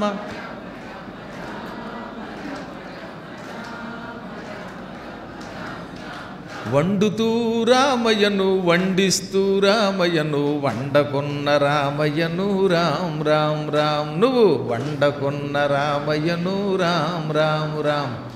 నవ్వుతూ రామయ్యను, నవ్విస్తూ రామయ్యను, నవ్వకున్న రామయ్యను, రామ్ రామ్ రామ్. ఏడుస్తూ రామయ్యను, ఏడవకున్న రామయ్యను, ఏడిపిస్తూ రామయ్యను, రామ్ రామ్ రామ్. రామ రామ రామ రామ రామ రామ రామ రామ రామ రామ్ రామ్ రామ్. శ్రీరామ రామ రామ రామ రామ రామ రామ రామ రామ రామ్ రామ్ రామ్. ఇలా నిరంతరం రామనామస్మరణ చేయాలి. ఎందుకంటే రాముడి కంటే ఆదర్శ పురుషుడు మరొకడు లేడు కనుక. రాముడు పట్టాభిషేకం అయ్యాక సీతతో కలిసి దక్షిణ ప్రాంత పర్యటన చేస్తున్నప్పుడు ఇవన్నీ చేశాడు ఆయన. ఇంకా ఈ సేతుబంధం దగ్గర ఎక్కడెక్కడ స్నానాలు చేస్తే, ఏ సమయంలో చేస్తే, ఎలా చేస్తే మంచిదో తెలుసుకుందాం. యత్ర స్నాత్వా వ్యతీపాతే గ్రహణే చంద్రసూర్యయోః అర్కవారే భృగోర్వారే పర్వణ్యార్ద్రాదినే తథా.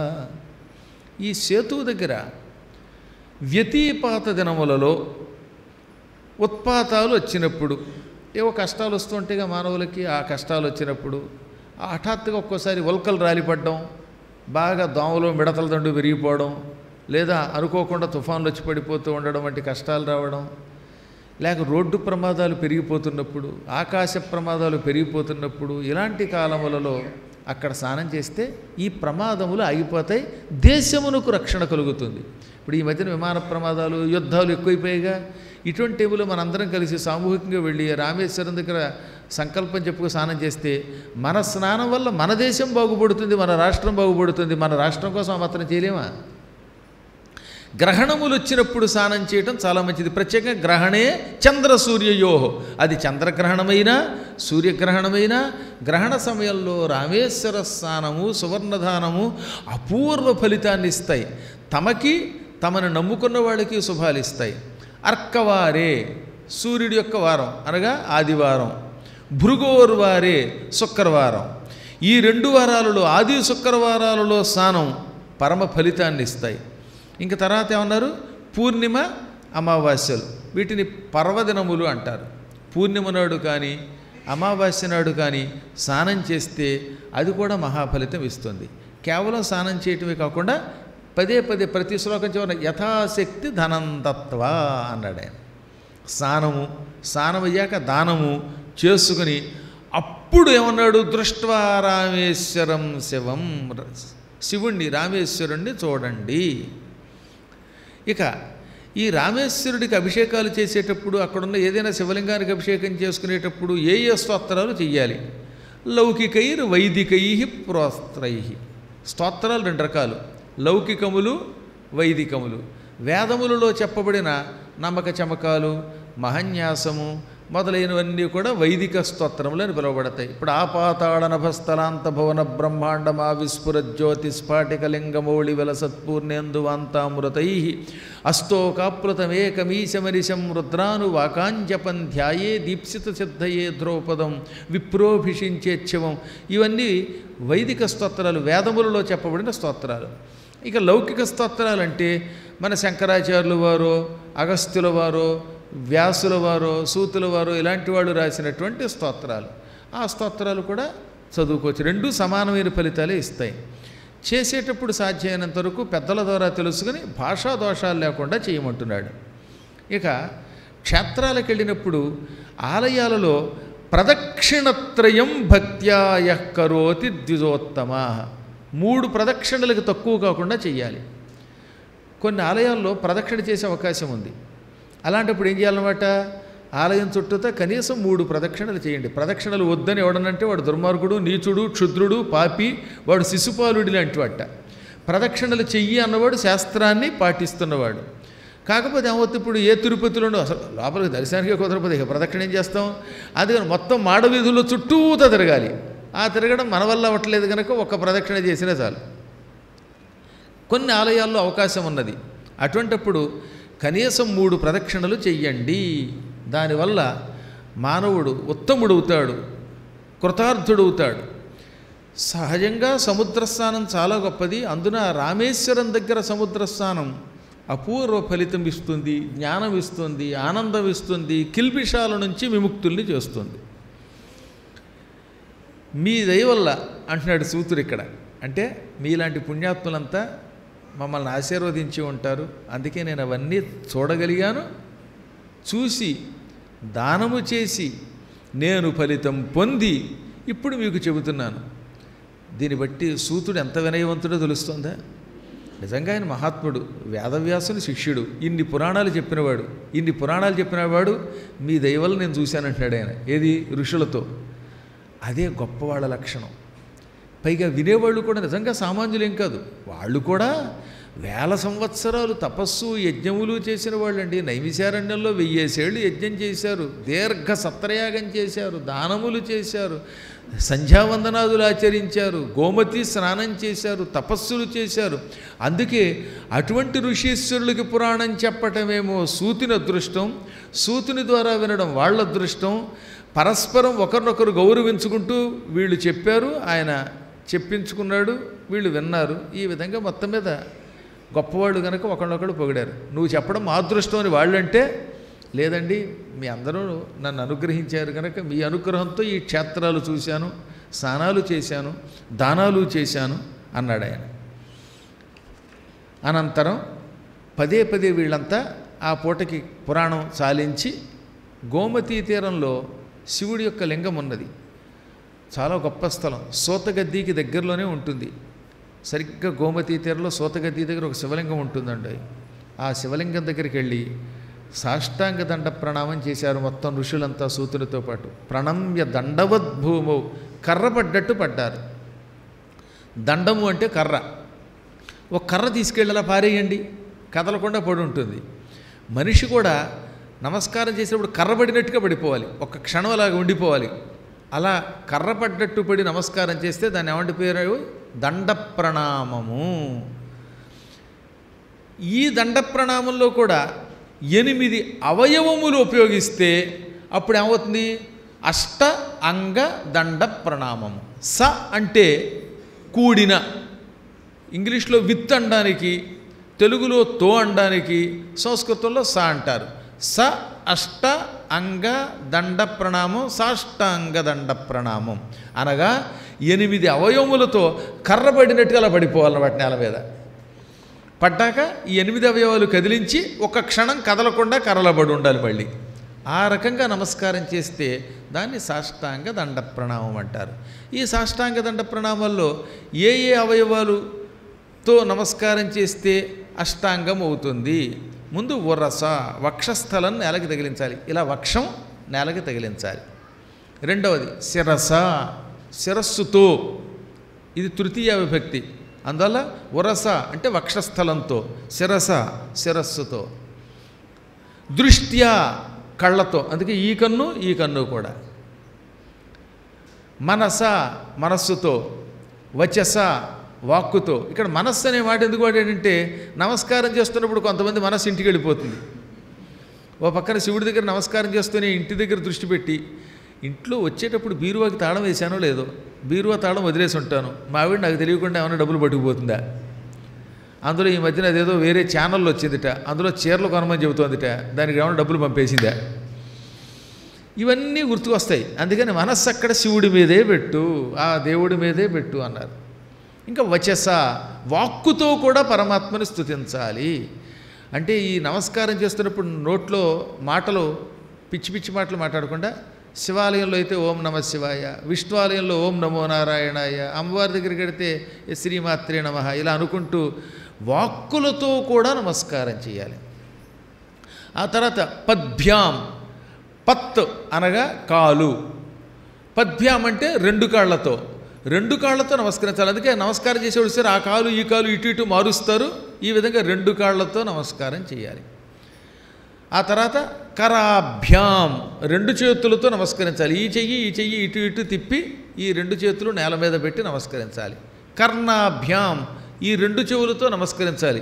అందుకే నమస్కరించేవాడు నేల మీద పడేప్పుడు ఈ చెవి నేలకి తగిలిస్తాడు, మళ్ళీ ఎడమ చెవి నేలకి తగిలిస్తాడు. ఈ విధంగా కుడి ఎడమ చెవులు రెండింటితో కూడా నేలకి తగిలించి ఆ తర్వాత నిటారుగా ఎదురుగుండా ఉండి కదలకుండా ఒక్క క్షణం ఉంటే అది సాష్టాంగ దండ ప్రణామం. ఉరస శిరస దృష్ట్యా మనస వచస తథా పద్భ్యాం కరాభ్యాం కర్ణాభ్యాం ప్రణామోష్టాంగ ఉచ్యతే.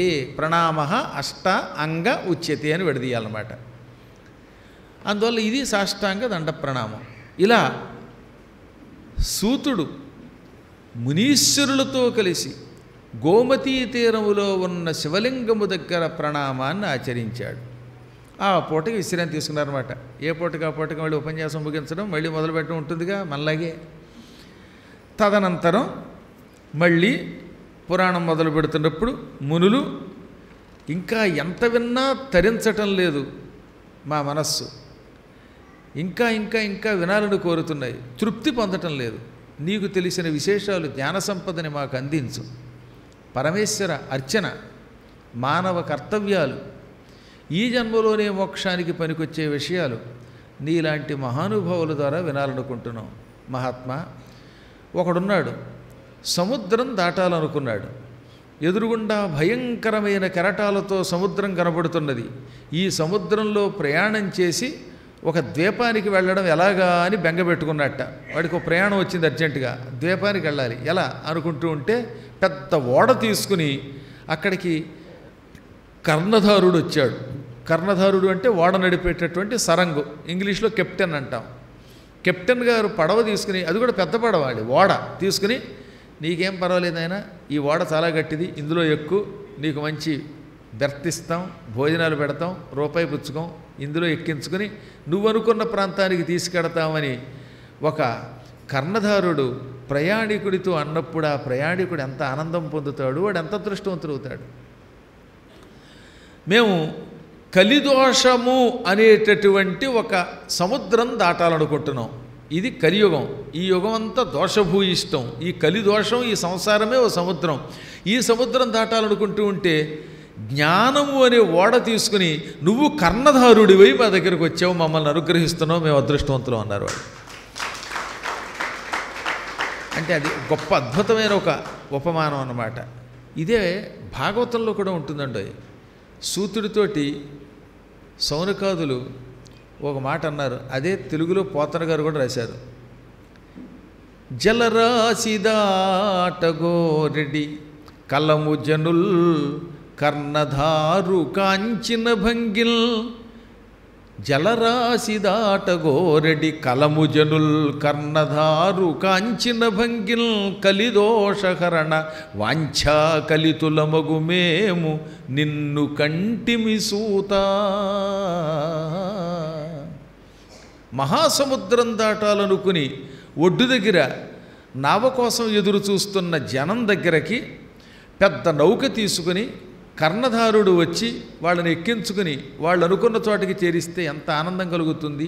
అలాగే కలిదోషము అనేటటువంటి సముద్రం దాటగోరిన మా దగ్గరకి నువ్వు భగవంతుని కథలు, జ్ఞానం అనే ఓడ తీసుకుని కర్ణధారుల్లో వచ్చావు, నీ వల్ల మేము తరిస్తున్నాం అన్నారు వాళ్ళు. అప్పుడు ఆయన చిరునవ్వు నవ్వి మా గురువుగారికి నమస్కరించి, నాకు తెలిసినవన్నీ చెబుతున్నాను. సంసారం ఒక వ్యాధి. ఆ వ్యాధి నుంచి బయటపడాలంటే ముందు మహేశ్వరుడికి నమస్కరించాలి. ఇక్కడ ఒక అద్భుతమైన స్తోత్రం ఉందండి. శివుడికి నమస్కరించి మళ్ళీ జ్ఞానాన్ని చెప్పడం మొదలుపెట్టాడు. ఈ శ్లోకాలు నేను చెప్పినప్పుడు వినండి అంతే, వినేసి మీరు భక్తితో దాని యొక్క తాత్పర్యం వినండి.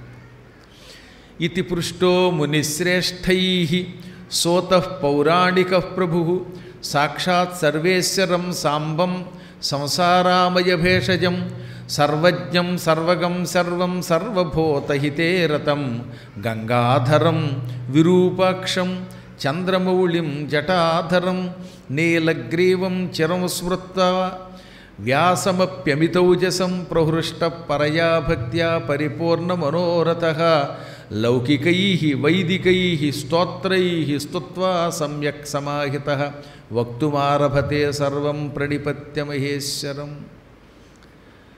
మాకు జ్ఞానాన్ని ప్రసాదించమని వాళ్ళంటే ఆయన ముందు శివుడికి నమస్కరించాడు. ఆ శివుడు ఎటువంటి వాడు?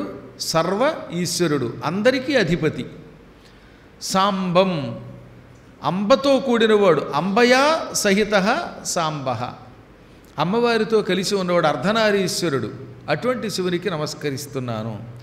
సంసారామయ భేషజం, ఆమయము అంటే రోగం, సంసారం ఓ పెద్ద రోగంట.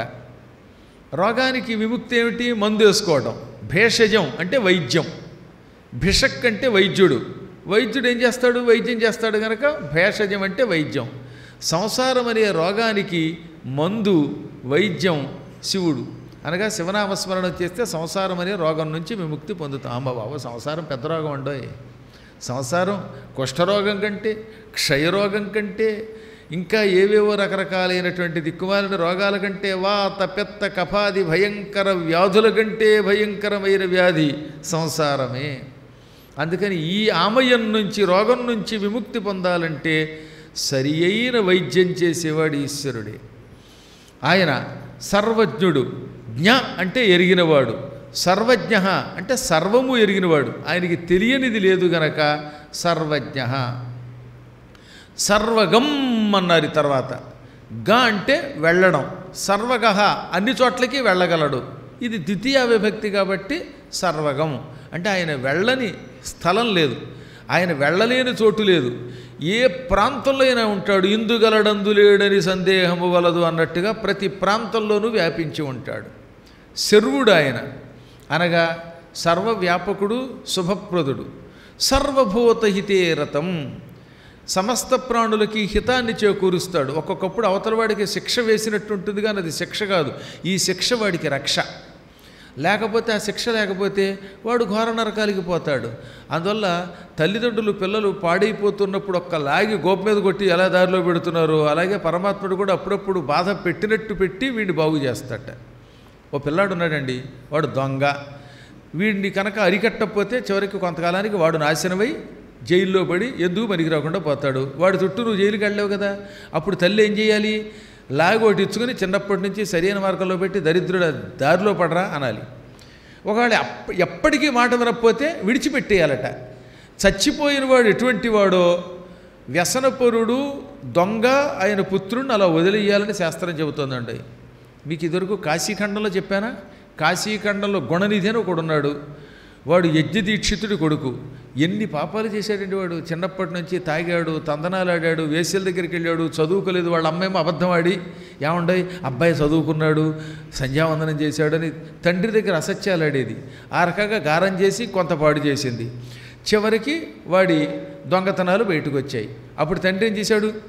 నా కొడుకు చచ్చిపోయాడు అని బతికున్నవాడికి తద్దినం పెట్టేశాడు, తిలోదకాలు ఇచ్చేశాడు. కొడుకు గుణనిధి అనువాడు కుల విషంబు ఏ నివాపాంజలుల నిత్తునిప్పుడే అంటాడు శ్రీనాథుడు హరవిలాసంలో. ఇది కాశీఖండంలో.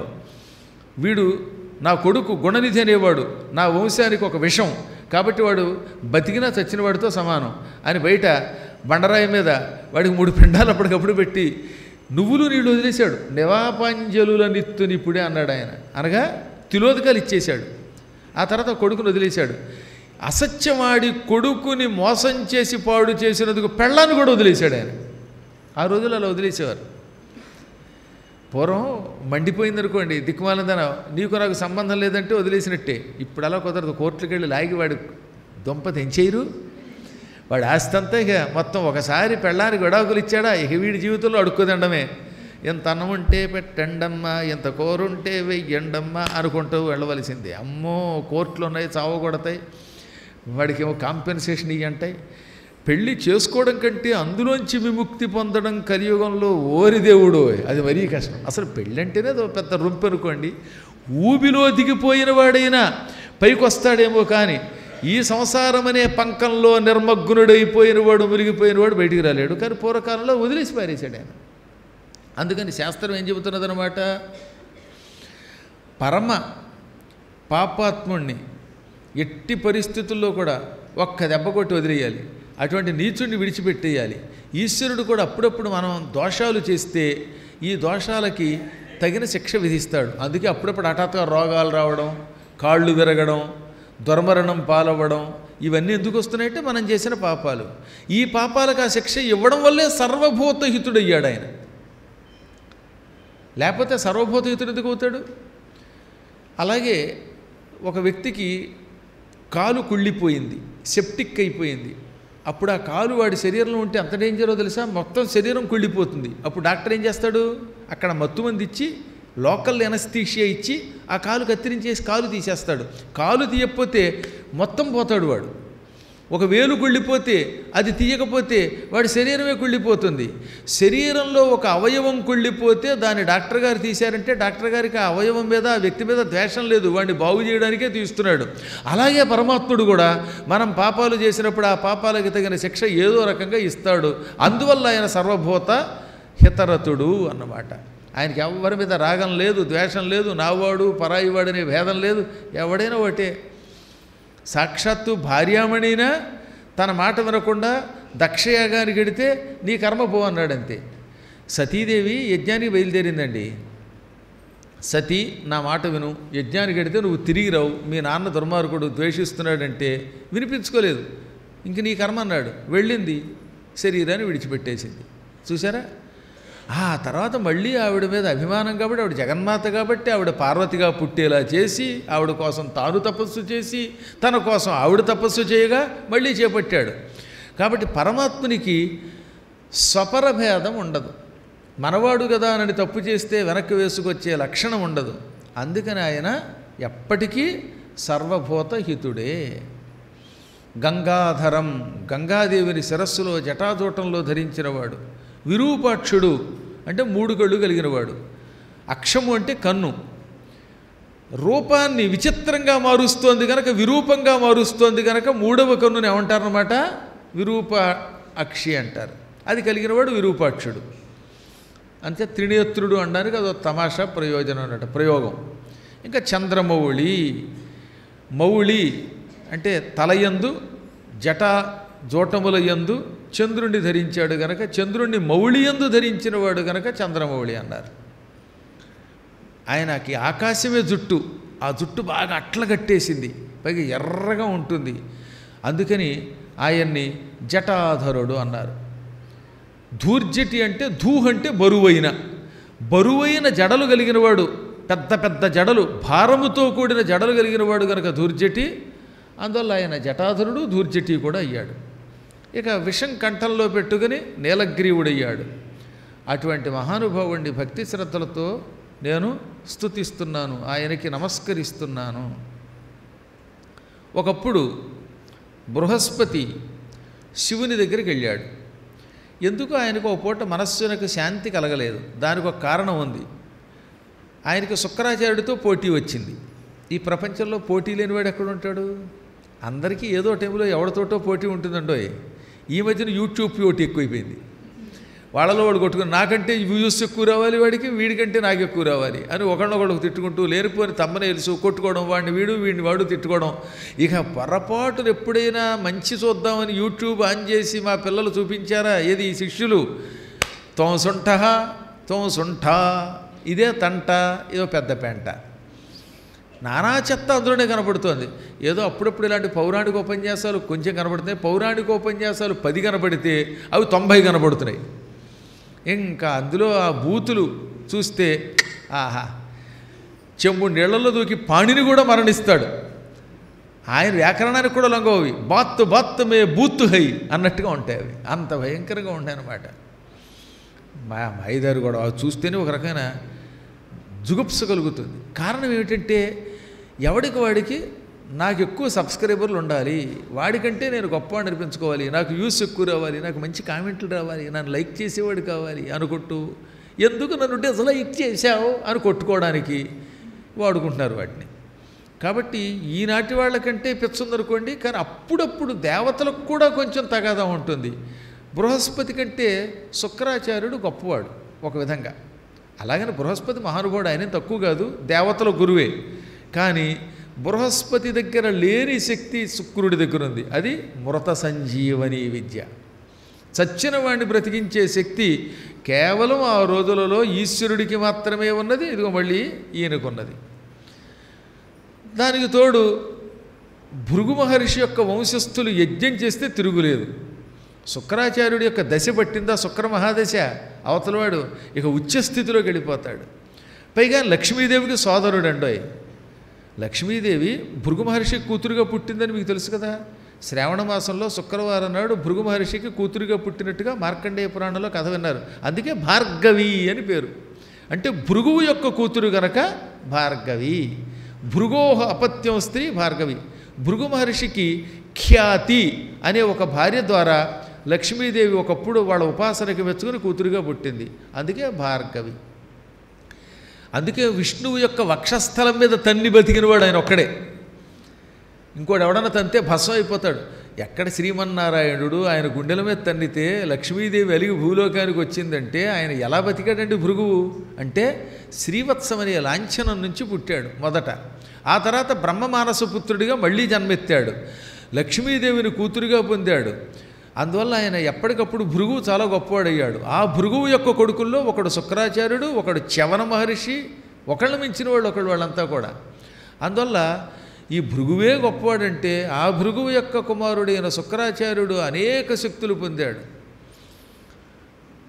ఆ శక్తులు తన దగ్గర లేకపోవటం వల్ల రవ్వంత అశాంతి పొంది నేను భార్గవుని మించిన వాడిని అవ్వాలి, శుక్రుణ్ణి మించిన వాడిని అవ్వాలి అని కోరుకున్నట్టు ఒకసారి. ఎవరు? బృహస్పతి. దానికి ఒక విధంగా చెప్పాలంటే ఆయన కాకంటే కూడా చుట్టుపక్కల వాళ్ళే కారకులు.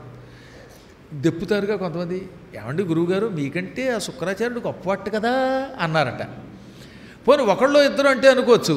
మొత్తం సంపత్ నగర్లోకి వచ్చిన వాళ్ళందరూ అలాగే అండం మొదలెట్టారట.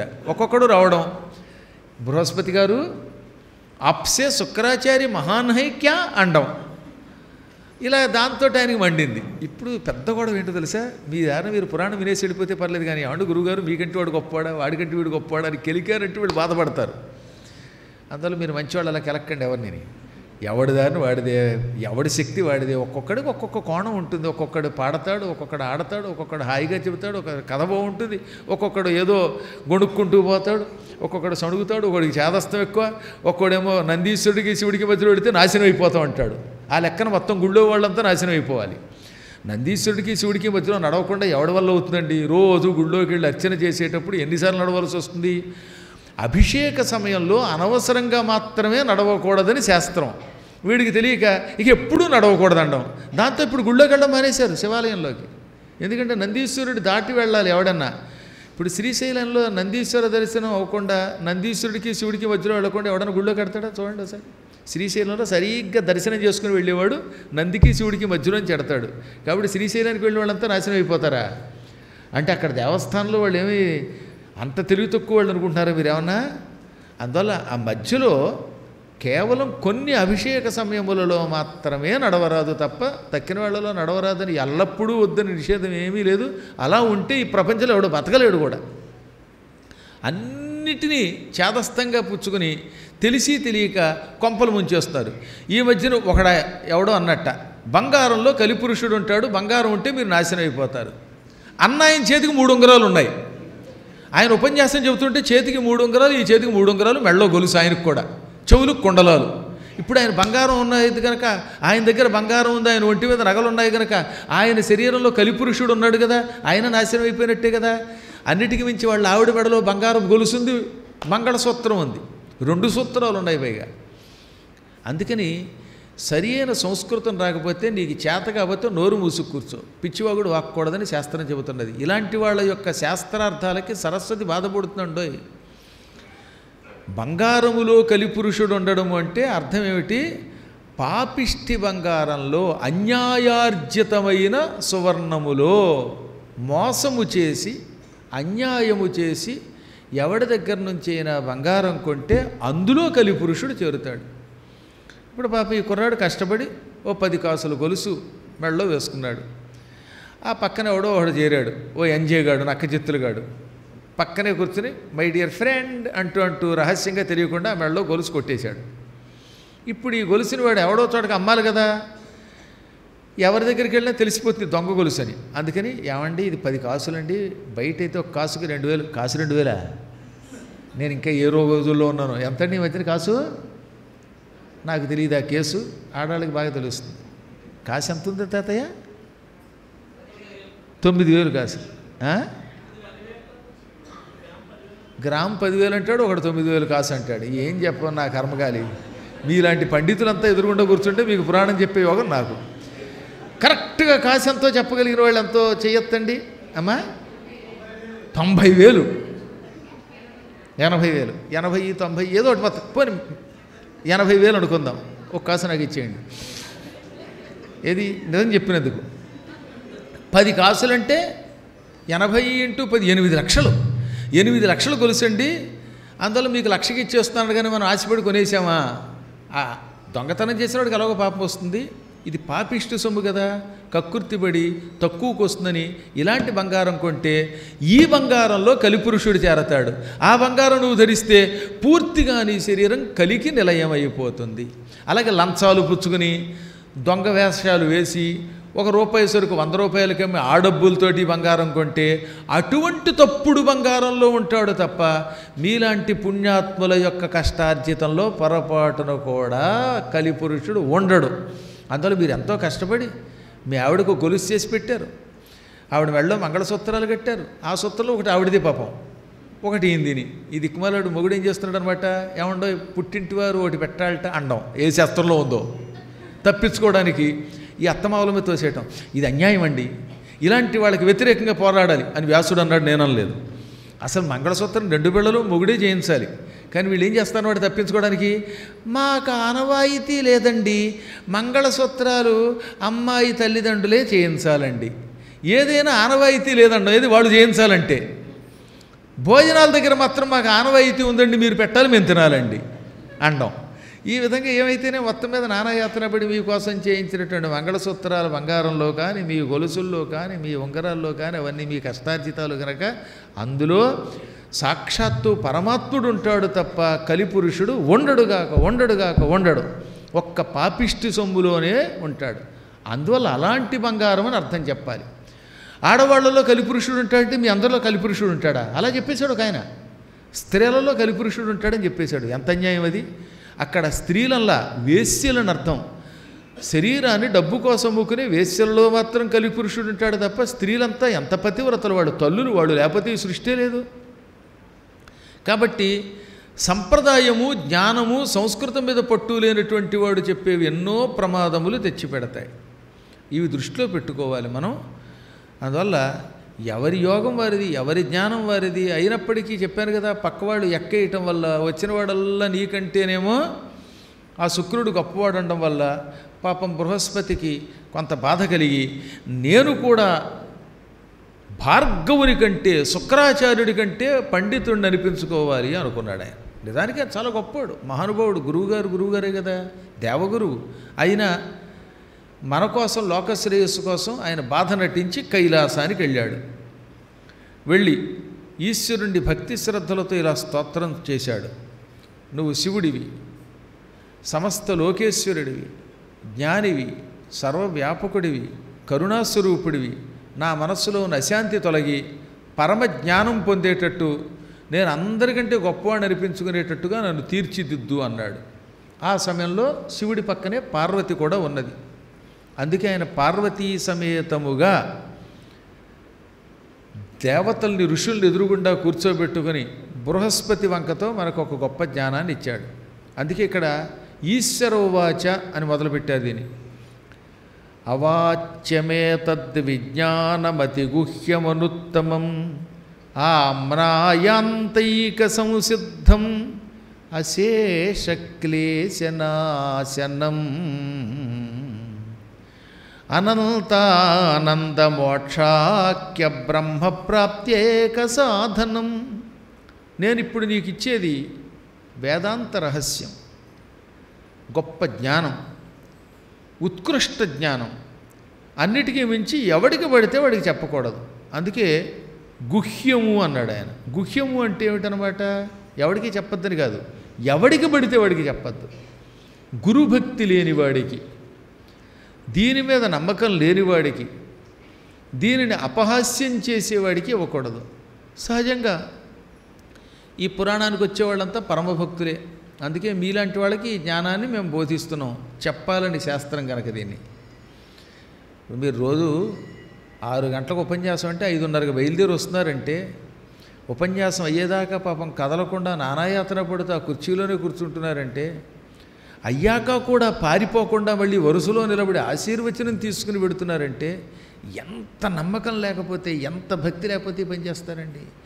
కాబట్టి మీరు సందేహం లేకుండా జ్ఞానులు, వినడానికి మీరు అర్హులు. కాబట్టి మీకే చెప్పాలి. ఎవరికి చెప్తాం మీకు చెప్పకపోతే? అలాగే యూట్యూబ్లో నేను చూస్తాను, ప్రతిరోజు 10,000 మందికి తక్కువ కాకుండా చూస్తున్నారట. మా శిష్యుడు చెప్పాడు, మా హరి, మా యూట్యూబ్ నిర్వహిస్తున్నాడే హరి చెప్పాడు, ఈ సూత్ర సంహిత మొదటి రోజుది ఇవాళకి 13,000 దాటిపోయారట. అప్పుడే ఇవాళ పొద్దున్న చెప్పినది 8,000 మంది చూసేశారట. అంటే వాళ్ళు అన్ని ప్రాంతాల్లో ఉన్నవాళ్ళు ఈ సూత్ర సంహితలో ఏ జ్ఞానం ఉన్నది, దాన్ని ఎలా వినాలని ఎదురు చూస్తూ వింటున్నారు. వాళ్ళు మీరు ఎదురుగుండా కూర్చున్న వాళ్ళు కొన్ని 100 మంది ఉంటే రోజు కొన్ని 1000 మంది ఆన్లైన్లో వింటున్నారు. అయ్యాక కొందరు వింటున్నారు. ఈ వినేటటువంటి వాళ్ళల్లో చిత్తశుద్ధి ఉంటుంది, భక్తి ఉంటుంది. కాలక్షేపానికి వినరు. కాలక్షేపానికి నావెందుకు వింటారు? అత్తవా, పెంట మీద చెత్తవా, నా నెత్తి మీద మొత్తవా అనే సీరియల్స్ వాళ్ళకు ఉన్నాయి. లేదా వాళ్ళని వీడిని వాళ్ళు తిట్టుకునేటటువంటి యూట్యూబ్స్ ఉన్నాయి. అవన్నీ చూస్తారు, సరదా అది. ఎందుకంటే ఎద్దుపుండు కాకి గురించి, ఇతరులను తిడితే మనకి ఎంత ఆనందమో. పుల్లారావు అని పెంటారావు, పెంటారావు అని పుల్లారావు తిట్టుకుంటూ ఉంటే ఆనందపడిపోయి వీడికి కామెంటు వాడికి కామెంటే, మీరు భలే చెప్పారు గురువుగారు, మీరు భలే చెప్పారు గురువుగారు. ఇద్దరు గురువులేట. ఎవడు గురువో తెలియదు, ఎవడు బరువో తెలియదు. కాబట్టి ఆ రకమైన పిచ్చిగాంగి నా దగ్గరికి ఎందుకు వస్తారు, ఎందుకు వింటారు? ఎంతో శ్రద్ధతో వింటున్నారు. ఇటువంటి వాళ్ళకి చెప్పచ్చు, అజ్ఞానులకి దీన్ని బోధించద్దు అన్నారు. ఇది వేద ఉపనిషత్తుల సారాంశం. అందువల్ల జాగ్రత్తగా విను. ఈ చరాచర జగత్తంతా ఒకానొకప్పుడు శూన్యం, ఏమీ లేదు. అప్పుడు పరమాత్మనైన నేను సర్వవ్యాపకుణ్ణి, చైతన్య స్వరూపుణ్ణి అని పిలువబడ్డాను. నన్ను సర్వ చైతన్య రూపంగా పిలిచారు. అందుకే సర్వ చైతన్య రూపాం తాం ఆద్యాం విద్యాంచ ధీమహి బుద్ధిం యా నః ప్రచోదయాత్ అని వేదమంత్రం.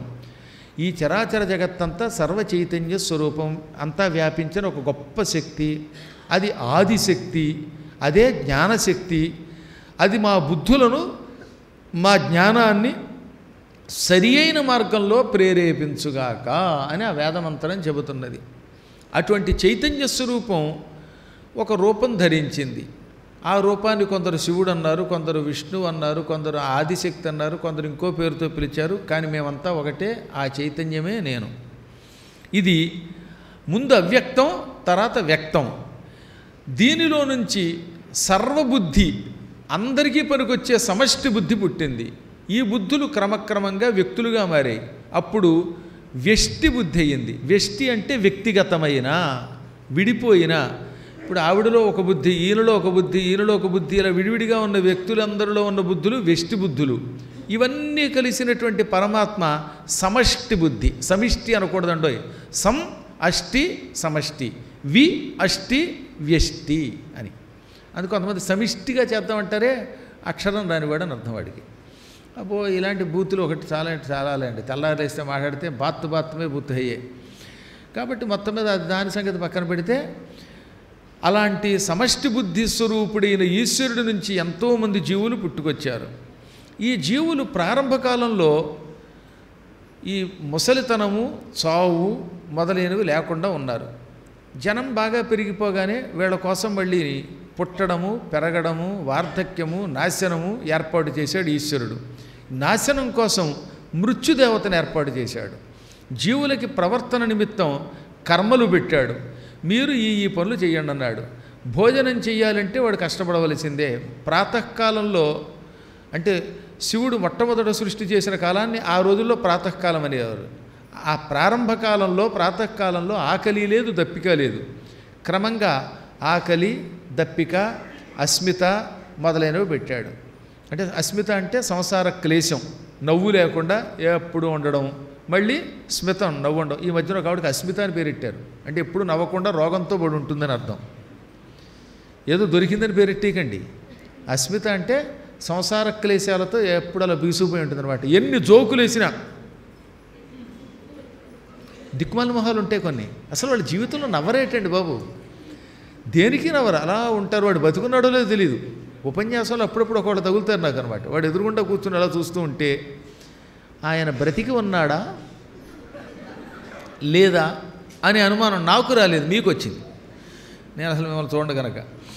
కాబట్టి చెప్పొచ్చేది ఏంటంటే మాయిదారి అస్మిత అనే శబ్దం వరకు అలాంటి ఒక దరిద్రపు క్లేశం అని అర్థం. పేర్లు పెట్టేటప్పుడు కొంచెం ఆలోచించండి, సరి అయిన పేర్లు పెట్టండి. స్మితముఖి అనో, స్మితయ్యనో, ఇంకోటో మంచి పేర్లు పెట్టుకోండి. ఓ అశ్రుత అని పేరెట్టేటండి ఈ మధ్యన. ఇంకోటి శృతము అంటే వినబడుట, అశ్రుత అంటే వినబడదు, చెవిటిది అని అర్థం. లేదా అసలు భూలోకంలో ఎవరికి వినబడకుండా పైకిపోయింది. అందువల్ల పేర్లు దొరికేని పెట్టేటేనా. దానికి గల కారణం కొంతమంది, అదొక కర్మ. ఇక ఈ జీవుల్లో శబ్ద రూప రస స్పర్శగంధములనే పంచతన్మాత్రలు పెట్టాడు, మనోబుద్ధి అహంకారాదులు పెట్టాడు. ఇవన్నీ పెట్టి ఈ జీవులని కాలమునకు అధీనులను చేశాడు. అందరినీ నడిపించేది కాలం. ఆ కాలం వల్లే తల్లి గర్భం ధరించి 9 నెలలు అయ్యాక కంటుంది. ఆ కాల ప్రభావంతో పుట్టినవాడు అలా పెరుగుతూ ఉంటాడు. కాలం రాకుండా, టైం రాకుండా ఎవడు హఠాత్తుగా పెరిగిపోలేడు. కాలం వస్తే తరిగిపోకుండా ఉండలేడు. కాలము రాకుండా ఏ పనులు అవ్వవు. అయితే మామిడి మొక్క నాటాం కదా అని నాటిన వెంటనే పళ్ళు రావాలంటే కుదరదు. దానికి కొంత సమయం కావాలి. చదువుకున్నాక ఆ విద్య పరిపక్వం అవ్వడానికి సమయం కావాలి. సర్వే కాలపరాధీనా న కాల కస్యచిద్వశే. సృష్టిలో ప్రతి ప్రాణి కాలమునకు అధీనుడై ఉండవలసిందే. కాలము యొక్క అధీనములో అది చెప్పినట్టు వినవలసిందే. మనం కాలానికి అధీనులం తప్ప కాలం ఎవరి అధీనంలో ఉండదు. కాలమే మన అధీనంలో ఉంటే కాసేపు ఆగు అంటే ఆగుతుంది. ఆగు అంటే అందులో బ్యాటరీ తీసేస్తే ఆగడం కాదు. కదలకుండా రాత్రి కింద ఉంచాలి, పగల కింద ఉంచాలంటే ఏ సుమతి లాంటిదో రావాలి. ఆవిడ కూడా కొంతవరకే ఆపుతుంది. ఆ తర్వాత మళ్ళీ యథాప్రకారం కాలం నడవవలసిందే. అందువల్ల సర్వులు, ఈ భూమి మీద పుట్టిన జీవులందరూ కాలమునకు లొంగవలసినదే. కాలం ఎవరిని లొంగ తీసుకుంటుంది తప్ప ఎవరికి లొంగదు. మన కళ్ళ ముందు చూస్తున్నాం కదండి, ఎంతమంది పుట్టారు, ఎంతమంది పోయారు, మరి ఎంతమంది వెళ్ళిపోతున్నారు. మాంధాత వంటి వాళ్ళు లేరు. మాంధాతాచ మహీపతి కృతయుగాలంకారభూతో గతః సేతుర్యేన మహోదధౌ విరచిత క్వాసౌ దశాస్యాంతకః ద్వాపర్యేన యుధిష్ఠిర ప్రభృతయః యాతా దివం భూపతే నైకేనాపి సమంగత వసుమతి నూనం త్వయా యాస్యతి అని భోజమహారాజు గారు రాసిన శ్లోకం. భోజుడు అద్భుత శ్లోకం రాశాడు. భోజుడు అంటే సరస్వతి, బ్రహ్మస్వరూపుడు కదా, కాళిదాసును పోషించిన వాడు ఆయన. భోజుడు చిన్నప్పుడు 8 ఏళ్ల వయస్సులో ఉండగా వాళ్ళ నాన్నగారు చచ్చిపోయాడు. పోతూ తన తమ్ముడు ముంజుడు అనేవాడిని పిలిచి, నాయన చిన్న వయసులో నేను పోతున్నాను, నా కొడుకు బాధ్యత నీది, ఈ కొడుకుని పెంచి పెద్ద చేసి ఈ సింహాసనం అప్పగించు, ఎందుకంటే పెద్దవాడి కొడుకే పట్టాభిషేకం జరగడం ఆ రోజుల్లో ఒక ధర్మం, అందుకని నా కొడుకు బాధ్యత నీది అని తమ్ముడు చేతిలో పెట్టి వెళ్ళిపోయాడు. ఆ తమ్ముడు చాలా మంచివాడు, బుద్ధిసాగరుడు అని వాళ్ళకి మంత్రి. ఆయన చాలా గొప్ప బుద్ధిసాగరుడే. ఆ మంత్రి గారిని పిలిచి, ముంజుడు మంత్రి, మా అన్నయ్యకి మంత్రివి నువ్వు, నాకు మంత్రివే, నువ్వు మంత్రివి తప్ప కంత్రివి కాదు. ఈ కుమారుణ్ణి, మా అన్న కుమారుణ్ణి పెంచి పెద్ద చేసి సింహాసనం మీద పెట్టే బాధ్యత నీది అన్నాడు. ఆ కుర్రాడికి 8 ఏళ్ల వయస్సులో విద్యాభ్యాసానికి పంపితే 16 ఏళ్ళు వచ్చేసరికి భోజరాజు మహాపండితుడైపోయాడు. సంస్కృతంలో భోజుడు లాంటి పండితులు చాలా అరుదుగా ఉంటారండి. అందుకే కాళిదాసుని ఆయన ఆదరించాడు. ఆయన చంపూ రామాయణం రాశాడు. భోజరాజీయం అనే పేరుతో భోజుని యొక్క కొన్ని కథలు ఉంటాయి, అద్భుతమైన కథలు అన్నమాట. భోజుడు ఎంత గొప్ప పండితుడండి బాబు. అందున ఆయన రాసిన వాటిలో చంపూ రామాయణం తప్పక చదివి తీరవలసిందే. చెంపు అంటే గద్యం పద్యంతో కూడినటువంటిది. సాధారణంగా సంస్కృతంలో అన్ని పద్యాలే ఉంటాయి, శ్లోకాలు ఉంటాయి తప్ప గద్యాలు ఉండవు. గద్యం పద్యం రెండూ కలిసి ఉంటే దాన్ని చెంపు రామాయణం అంటారు. తెలుగులో ఎక్కువ గద్య పద్యాలు ఉంటాయి అనుకోండి. తిక్కన గారు కానీ, నన్నయ్య గారు కానీ, పోతన గారు కానీ వీళ్ళంతా కూడా గద్య పద్యాలతో రాశారు. అలాంటి మహానుభావుడు భోజుడికి 16 ఏళ్ళు వచ్చాయి. ఇంకా అతనికి పట్టాభిషేకం చెయ్యాలి. బుద్ధిసాగరుడు వచ్చి, మీ అన్నగారు అబ్బాయి పెద్దవాడయ్యాడు, చాలా గొప్పవాడైపోయాడు, అతనికి రాజ్యం ఇచ్చి అతని పట్టాభిషేక్తుడిని చెయ్యి అన్నాడు. ఇంకా రోజు నుంచి ఈ ముందుడి గుండెల్లో బాంబు పడిపోయింది. నిజానికి చాలా మంచివాడే, ఇంతకాలం రాజ్యాన్ని పరిపాలించాడుగా 8-9 ఏళ్ళు. అందుకని ఇప్పుడు ఈ రాజ్యాన్ని తిరిగి తన అన్నగారి కొడుక్కి ఇవ్వాలనేసరికి ఎక్కడలేని బాధ కలిగింది. రేపటిదాకా నేను రాజుని, రేపు మా రాజు భోజుడైపోతే నేను సేవకుడిని అయిపోతాను.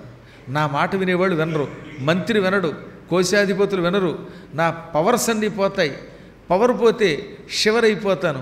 కాబట్టి క్లవర్గా ఆలోచించాలి, ఏమైనా అధికారం చేజిక్కించుకోవాలనుకున్నట్ట. పదవిలోకి వెళ్ళినవాడు అది పోగొట్టుకుంటే ఎంత బాధపడిపోతాడో వారి దేవుడు, అంత బాధ వాళ్ళకి మరొకటి ఉండదు.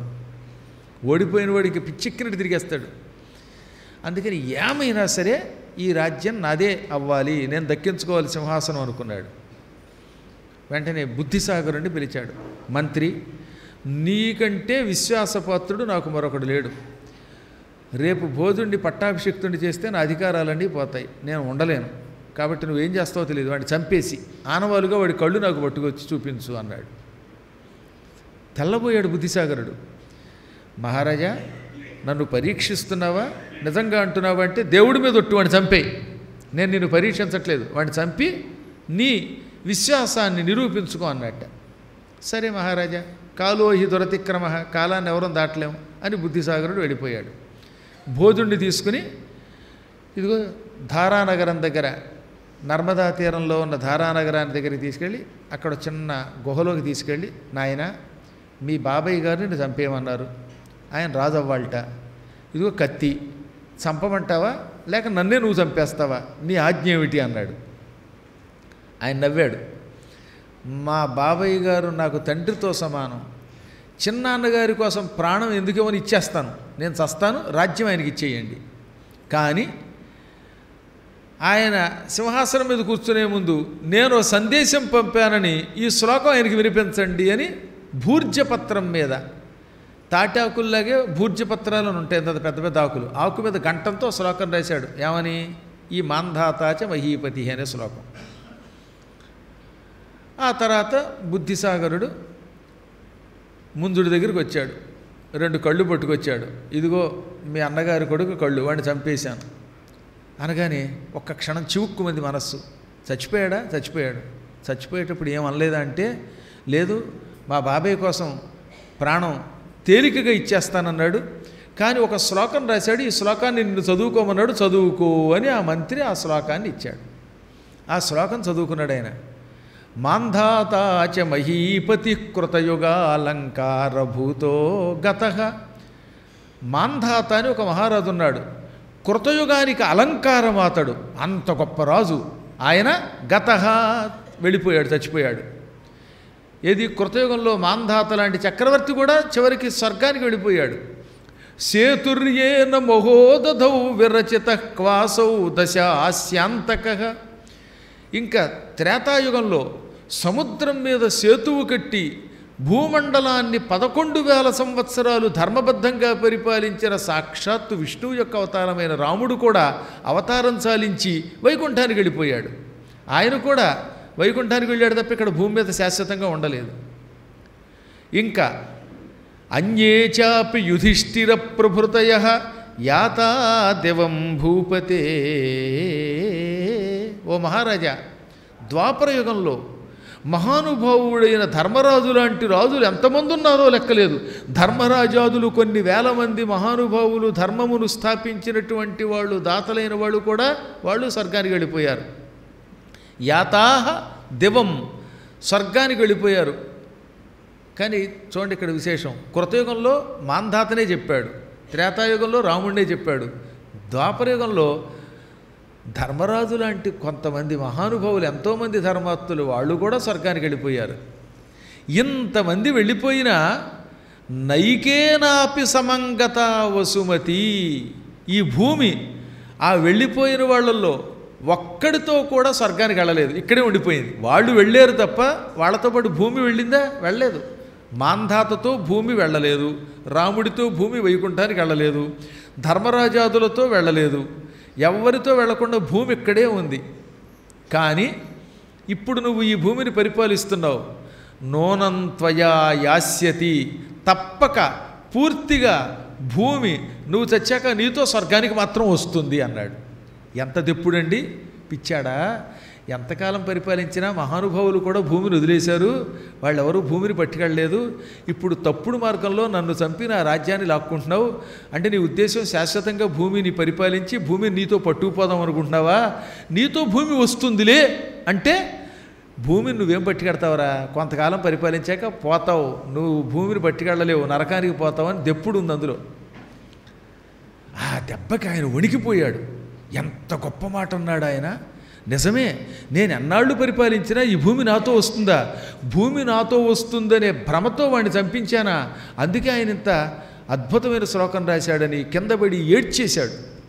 బుద్ధిసాగర, నేను మహాపరాధం చేశాను, ఈ రాజ్యకాంక్షతో పరమపూజ్యుడైన బాలుడిని చంపించాను. అతడు రాసిన పద్యంతో నా కళ్ళు తెరుచుకున్నాయి, ఇక నేను బతకను. ఏది భోజుడిని చంపడానికి వాడిని కత్తి పట్టుకొచ్చి దాంతో నా తల నరికి నేను చచ్చిపోతానన్నాడు. మహారాజా, మళ్ళీ నువ్వు తప్పుడు పనే చేస్తున్నావు. రాజ్య వ్యామోహంతో కొడుకుని చంపించావు, ఇప్పుడు ఆ కొడుకు మీద ప్రేమతో నిన్ను నువ్వు చంపించుకోవాలనుకుంటున్నావు. ఆత్మహత్య పరహత్య రెండూ పాపాలే. ఈ భూమి ఎవడితో మాత్రం విడుతుందయ్యా పిచ్చాడా? ధర్మబద్ధంగా పరిపాలించాలి అవకాశం వచ్చినప్పుడు, రాకపోతే కుదరదు. కాలం ఎవరితోటి కూడా సమానంగా పరిగెత్తదు. కాలం పని కాలమే చేస్తుంది. కాలాన్ని బట్టి కొందరు పెరుగుతారు, రాజ్యాలు అనుభవిస్తారు, చివరికి చచ్చి వాళ్ళ సుకృతం దుష్కృతం అనుభవిస్తారు. నీకు నిజంగా పశ్చాత్తాపం కలిగిందా, లేక శ్మశాన వైరాగ్యంలాగా తాత్కాలిక వైరాగ్యం కలిగిందా అంటే లేదండి నాకు పశ్చాత్తాపం కలిగింది అన్నాడు ఆయన. అయితే నేను నా మంత్రశక్తితో భోజుడిని బతికించి తీసుకొస్తే అతడికి పట్టాభిషేకం చేసి సింహాసనం మీద కూర్చోబెడతావా లేకపోతే మళ్ళీ చంపుతావా అంటే, నిజంగా అతన్ని నువ్వు బతికించి తీసుకొస్తే శాశ్వతంగా అతనికి పట్టాభిషేకం చేసి రాజ్యం ఇచ్చి నేను అడవికి వెళ్ళి తపస్సు చేసుకుంటానన్నాడు. వెంటనే ఈయన హాం హీం ఫట్ అని 2 మంత్రాలు చదివి, ఉత్తుత్తి మంత్రాలు ఏముండవు. ఈ మధ్యన మూడో కన్ను తెరుచుకున్న కొంతవాళ్ళు చదివినట్టుగా పిచ్చి పిచ్చి మంత్రాలు ఏవో చదివేసి కట్టెను ఉందా పక్కన ఆ తెరలాగాడు. నిజానికి ఆయన భోజుడిని చంపలేదు, తెర వెనకతలు దాచి అడవిలో చచ్చిపోయిన ఏదో జంతువు కడుపు పీక్కొచ్చాడు. ఆ బుద్ధిసాగరుడు అన్నారు, అందుకే ఆయన అంత తెలివి తక్కువగా చంపేస్తాడా? అందుకని తెర వెనకాతలు పెట్టి తెరలా లాగాడు, ఈ కుర్రాడు బయటకు వచ్చాడు. ఇంకా ఆనందపడిపోయి ముంజుడు అతనికి పట్టాభిషేకం చేసి అన్నమాట ప్రకారంగా చాలా కాలం ఉజ్జయినిలో తపస్సు చేసుకున్నాడు ఆయన. భోజ మహారాజు గారి రాసిన ఈ శ్లోకం చాలా గొప్పది. కాలం ఎవరినైనా పట్టుకుపోతుంది, ఎవరితో ఆస్తులు వెళ్ళవు, ఎవరితో భూములు వెళ్ళవు, ఎవడైనా కాలానికి లొంగవలసిందే. మాంధాత లాంటి వాళ్ళు వెళ్ళిపోయారు, మహానుభావులు వెళ్ళిపోయారు, మనము వెళ్ళిపోతాం. కాలము మనల్ని వశపరుచుకుంటుంది తప్ప కాలాన్ని వశపరుచుకునే శక్తి ఎవరికీ లేదు. అందుకే ఈ 15వ శ్లోకంలో సర్వే కాలపరాధీనాః న కాలః కస్యచిద్వశే, అందరం కాలానికి లొంగవలసిందే. కాలం ఎవడి మాట విందో. కదిలే కాలమా కాసేపు ఆగుమా అంటే ఎందుకు ఆగుతుంది? నువ్వు ఆగవు, అది ఆగదు, అది నేను లాగుతుంది. ఊరికే పిచ్చి మాటలు. కాలము మాయా సంబంధమైనది. సగుణ బ్రహ్మ యొక్క పరమాత్మ యొక్క ఒక రూపం ధరించిన పరమాత్మ యొక్క విభూతి కాలము. అందువల్ల అంతా కాలానికి లొంగి ఉండవలసిందే. ఈ కాలమును గ్రహించి మళ్ళీ కాలమునకు లొంగే అవకాశం కేవలం భూమి మీదే ఉంది కనుక భూమి మీద పునర్జన్మ లేకుండా చేసుకోవాలి. ఒకవేళ భూమి మీద జన్మ వస్తే స్వేచ్ఛ జన్మ ఉండాలి. జన్మలు 2 రకాలు, అస్వేచ్ఛ స్వేచ్ఛ. మనదందరిది అస్వేచ్ఛ. మనం కావాలంటే పుట్టలేదు, పోవాలంటే పోం. కానీ స్వేచ్ఛామయ జీవనం అంటే ఇదిగో పరమాత్మలాగా కృష్ణుడు అవతరించాడు, ఎప్పుడు కావాలంటే ఎప్పుడు వస్తాడు, వద్దంటే వెళ్ళిపోతాడు. మళ్ళీ కృష్ణ అంటే ఆ రూపంలో దర్శనం ఇస్తాడు, అందుకని ఆయన పరమాత్మ అన్నారు. ఆ పరమాత్మ యొక్క భక్తులకి కూడా స్వేచ్ఛ ఇస్తాడు. అందులో ఇప్పుడు వైకుంఠంలో ఉన్న పుణ్యశీలుడు సుశీలుడు మొదలైన వాళ్ళు ఉన్నారు. వాళ్ళు మనం పిలిస్తే వచ్చి ప్రత్యక్షమై మళ్ళీ తిరిగి పైకి వెళ్ళిపోతారు. అలాంటి స్వేచ్ఛామయమైన జీవితం పొందేటటువంటి వాడు జ్ఞాని. అస్వేచ్ఛతో సంసార వ్యామోహంలో పుట్టి పెరిగి ముసలితనం పొంది రోగములు పొంది చొస్తూ సుఖాలు దుఃఖాలు అనుభవించేటటువంటి వాడు అస్వేచ్ఛాజీవి.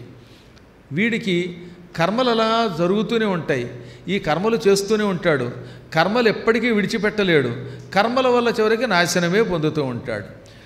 అటువంటి వ్యక్తికి సులభోపాయం ఏమిటి అంటే భూమి మీద ఉన్నంతకాలం అన్ని పనులు చేస్తూ ఏ పని మీద వ్యామోహం లేకుండా ఉండాలి. తిండి తినాలి, వ్యామోహం ఉండకూడదు. ఉద్యోగం చెయ్యాలి, దాని మీద వ్యామోహం ఉండకూడదు. ధనం సంపాదించాలి, డబ్బు లేకపోతే ఉండలేనని డబ్బు మీద పిసిరి కొట్టుదనంతో వెర్రెక్కిపోయి వ్యామోహం లేకుండా ఉండాలి. అన్నీ ఉండాలి, దేని మీద వ్యామోహం ఉండకూడదు. తామరాకు ఎందులో పుట్టింది? నీటిలో పుట్టింది. కానీ ఆ నీరు మళ్ళీ తామరాకు మీద వెయ్యండి, అంటుకోదు. తామరాకు మీద నీటి బొట్టులా సంసారంలో ఉండడమే జ్ఞానం. అలా కాకుండా అతుక్కుపోయి ఉండడమే అజ్ఞానం. ఈ సులభోపాయం తెలుసుకో. అప్పుడు నీకు ఒకడు పొగిడితే ఆనందం, ఒకడు తెగడితే తిడితే దుఃఖము రావు. మనం సంసారంలో జ్ఞానంతో ఉన్నామా అజ్ఞానంతో ఉన్నామా అనడానికి ఉదాహరణ నిందా స్తుతులట. మీరు వచ్చి నన్ను తెగతిట్టేయండి, అలా చిరునవ్వు నవ్వుతూ ఉండాలట. తెగ పొగిడేయండి, వందే గురు పదద్వందం, మీకంటే గొప్పవాళ్ళు లేడని పొగిడితే నేను అంత గొప్పవాడిని అన్నాడా, వీడు అజ్ఞాని. లేదా వాడి రేపొద్దు నీ మొహం తగలయ్యా నీకేం వచ్చినా అన్నాడా, అప్పుడు కోపం తెచ్చుకున్నావా, అప్పుడు అజ్ఞాని. నింద స్తుతి సమానముగా స్వీకరించు, సుఖం దుఃఖం సమానంగా స్వీకరించు. ఏది జరిగినా ఇది పరమాత్మ లీల అనుకో, నిర్వికారంగా అనుభవించు, అదే జ్ఞానం. వికారముతో అనుభవించు, అదే అజ్ఞానం అని చెప్పగానే బృహస్పతి ఒక గొప్ప స్తోత్రం చేశాడు. ఆ స్తోత్రం రేపు ఉదయ కార్యక్రమంలో మనం చెప్పుకుంటాం. 19వ శ్లోకం నుంచి బృహస్పతి శివుణ్ణి స్తుతించిన ఒక గొప్ప స్తోత్రం ఉన్నది. రేపు కూడా పగలున్నది, రేపు మాత్రమే ఇక పగలు ఉంటుంది. 10 గంటల నుంచి 11, 11:15 దాకా. రేపు సాయంత్రం ఎలాగో ఉంటుంది. ఆదివారం ఉదయంతో ఈ కార్యక్రమం పూర్తవుతుంది. కాబట్టి ఆదివారం కూడా ఉదయం 10 గంటలకు ఉంటుంది, శనివారం మాత్రం సాయంత్రం మాత్రమే ఉంటుంది అని గ్రహించండి. జయ జయ గోకుల బాల, జయ జయ గోకుల బాల, మురళీ గాన విలోల గోపాల, జయ జయ గోకుల బాల, మురళీ గాన విలోల గోపాల, జయ జయ గోకుల బాల. నంద యశోద పుణ్య నిధాన,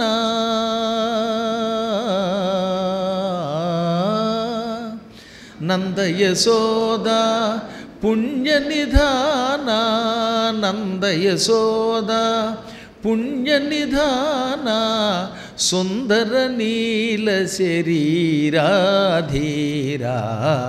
సుందర నీల శరీరధీరా, జయ జయ గోకుల బాల, మురళీ గాన విలోల గోపాల, జయ జయ గోకుల బాల. గోపవధూటి హృదయ విహారీ,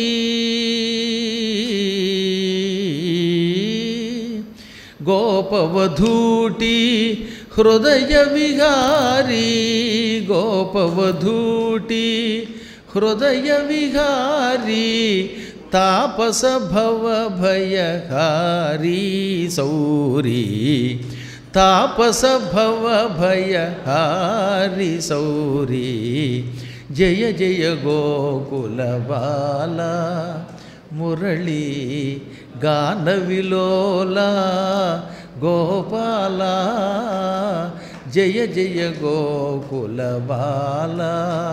ఓ జయ జయ గోకుల బాల. గోవిందా.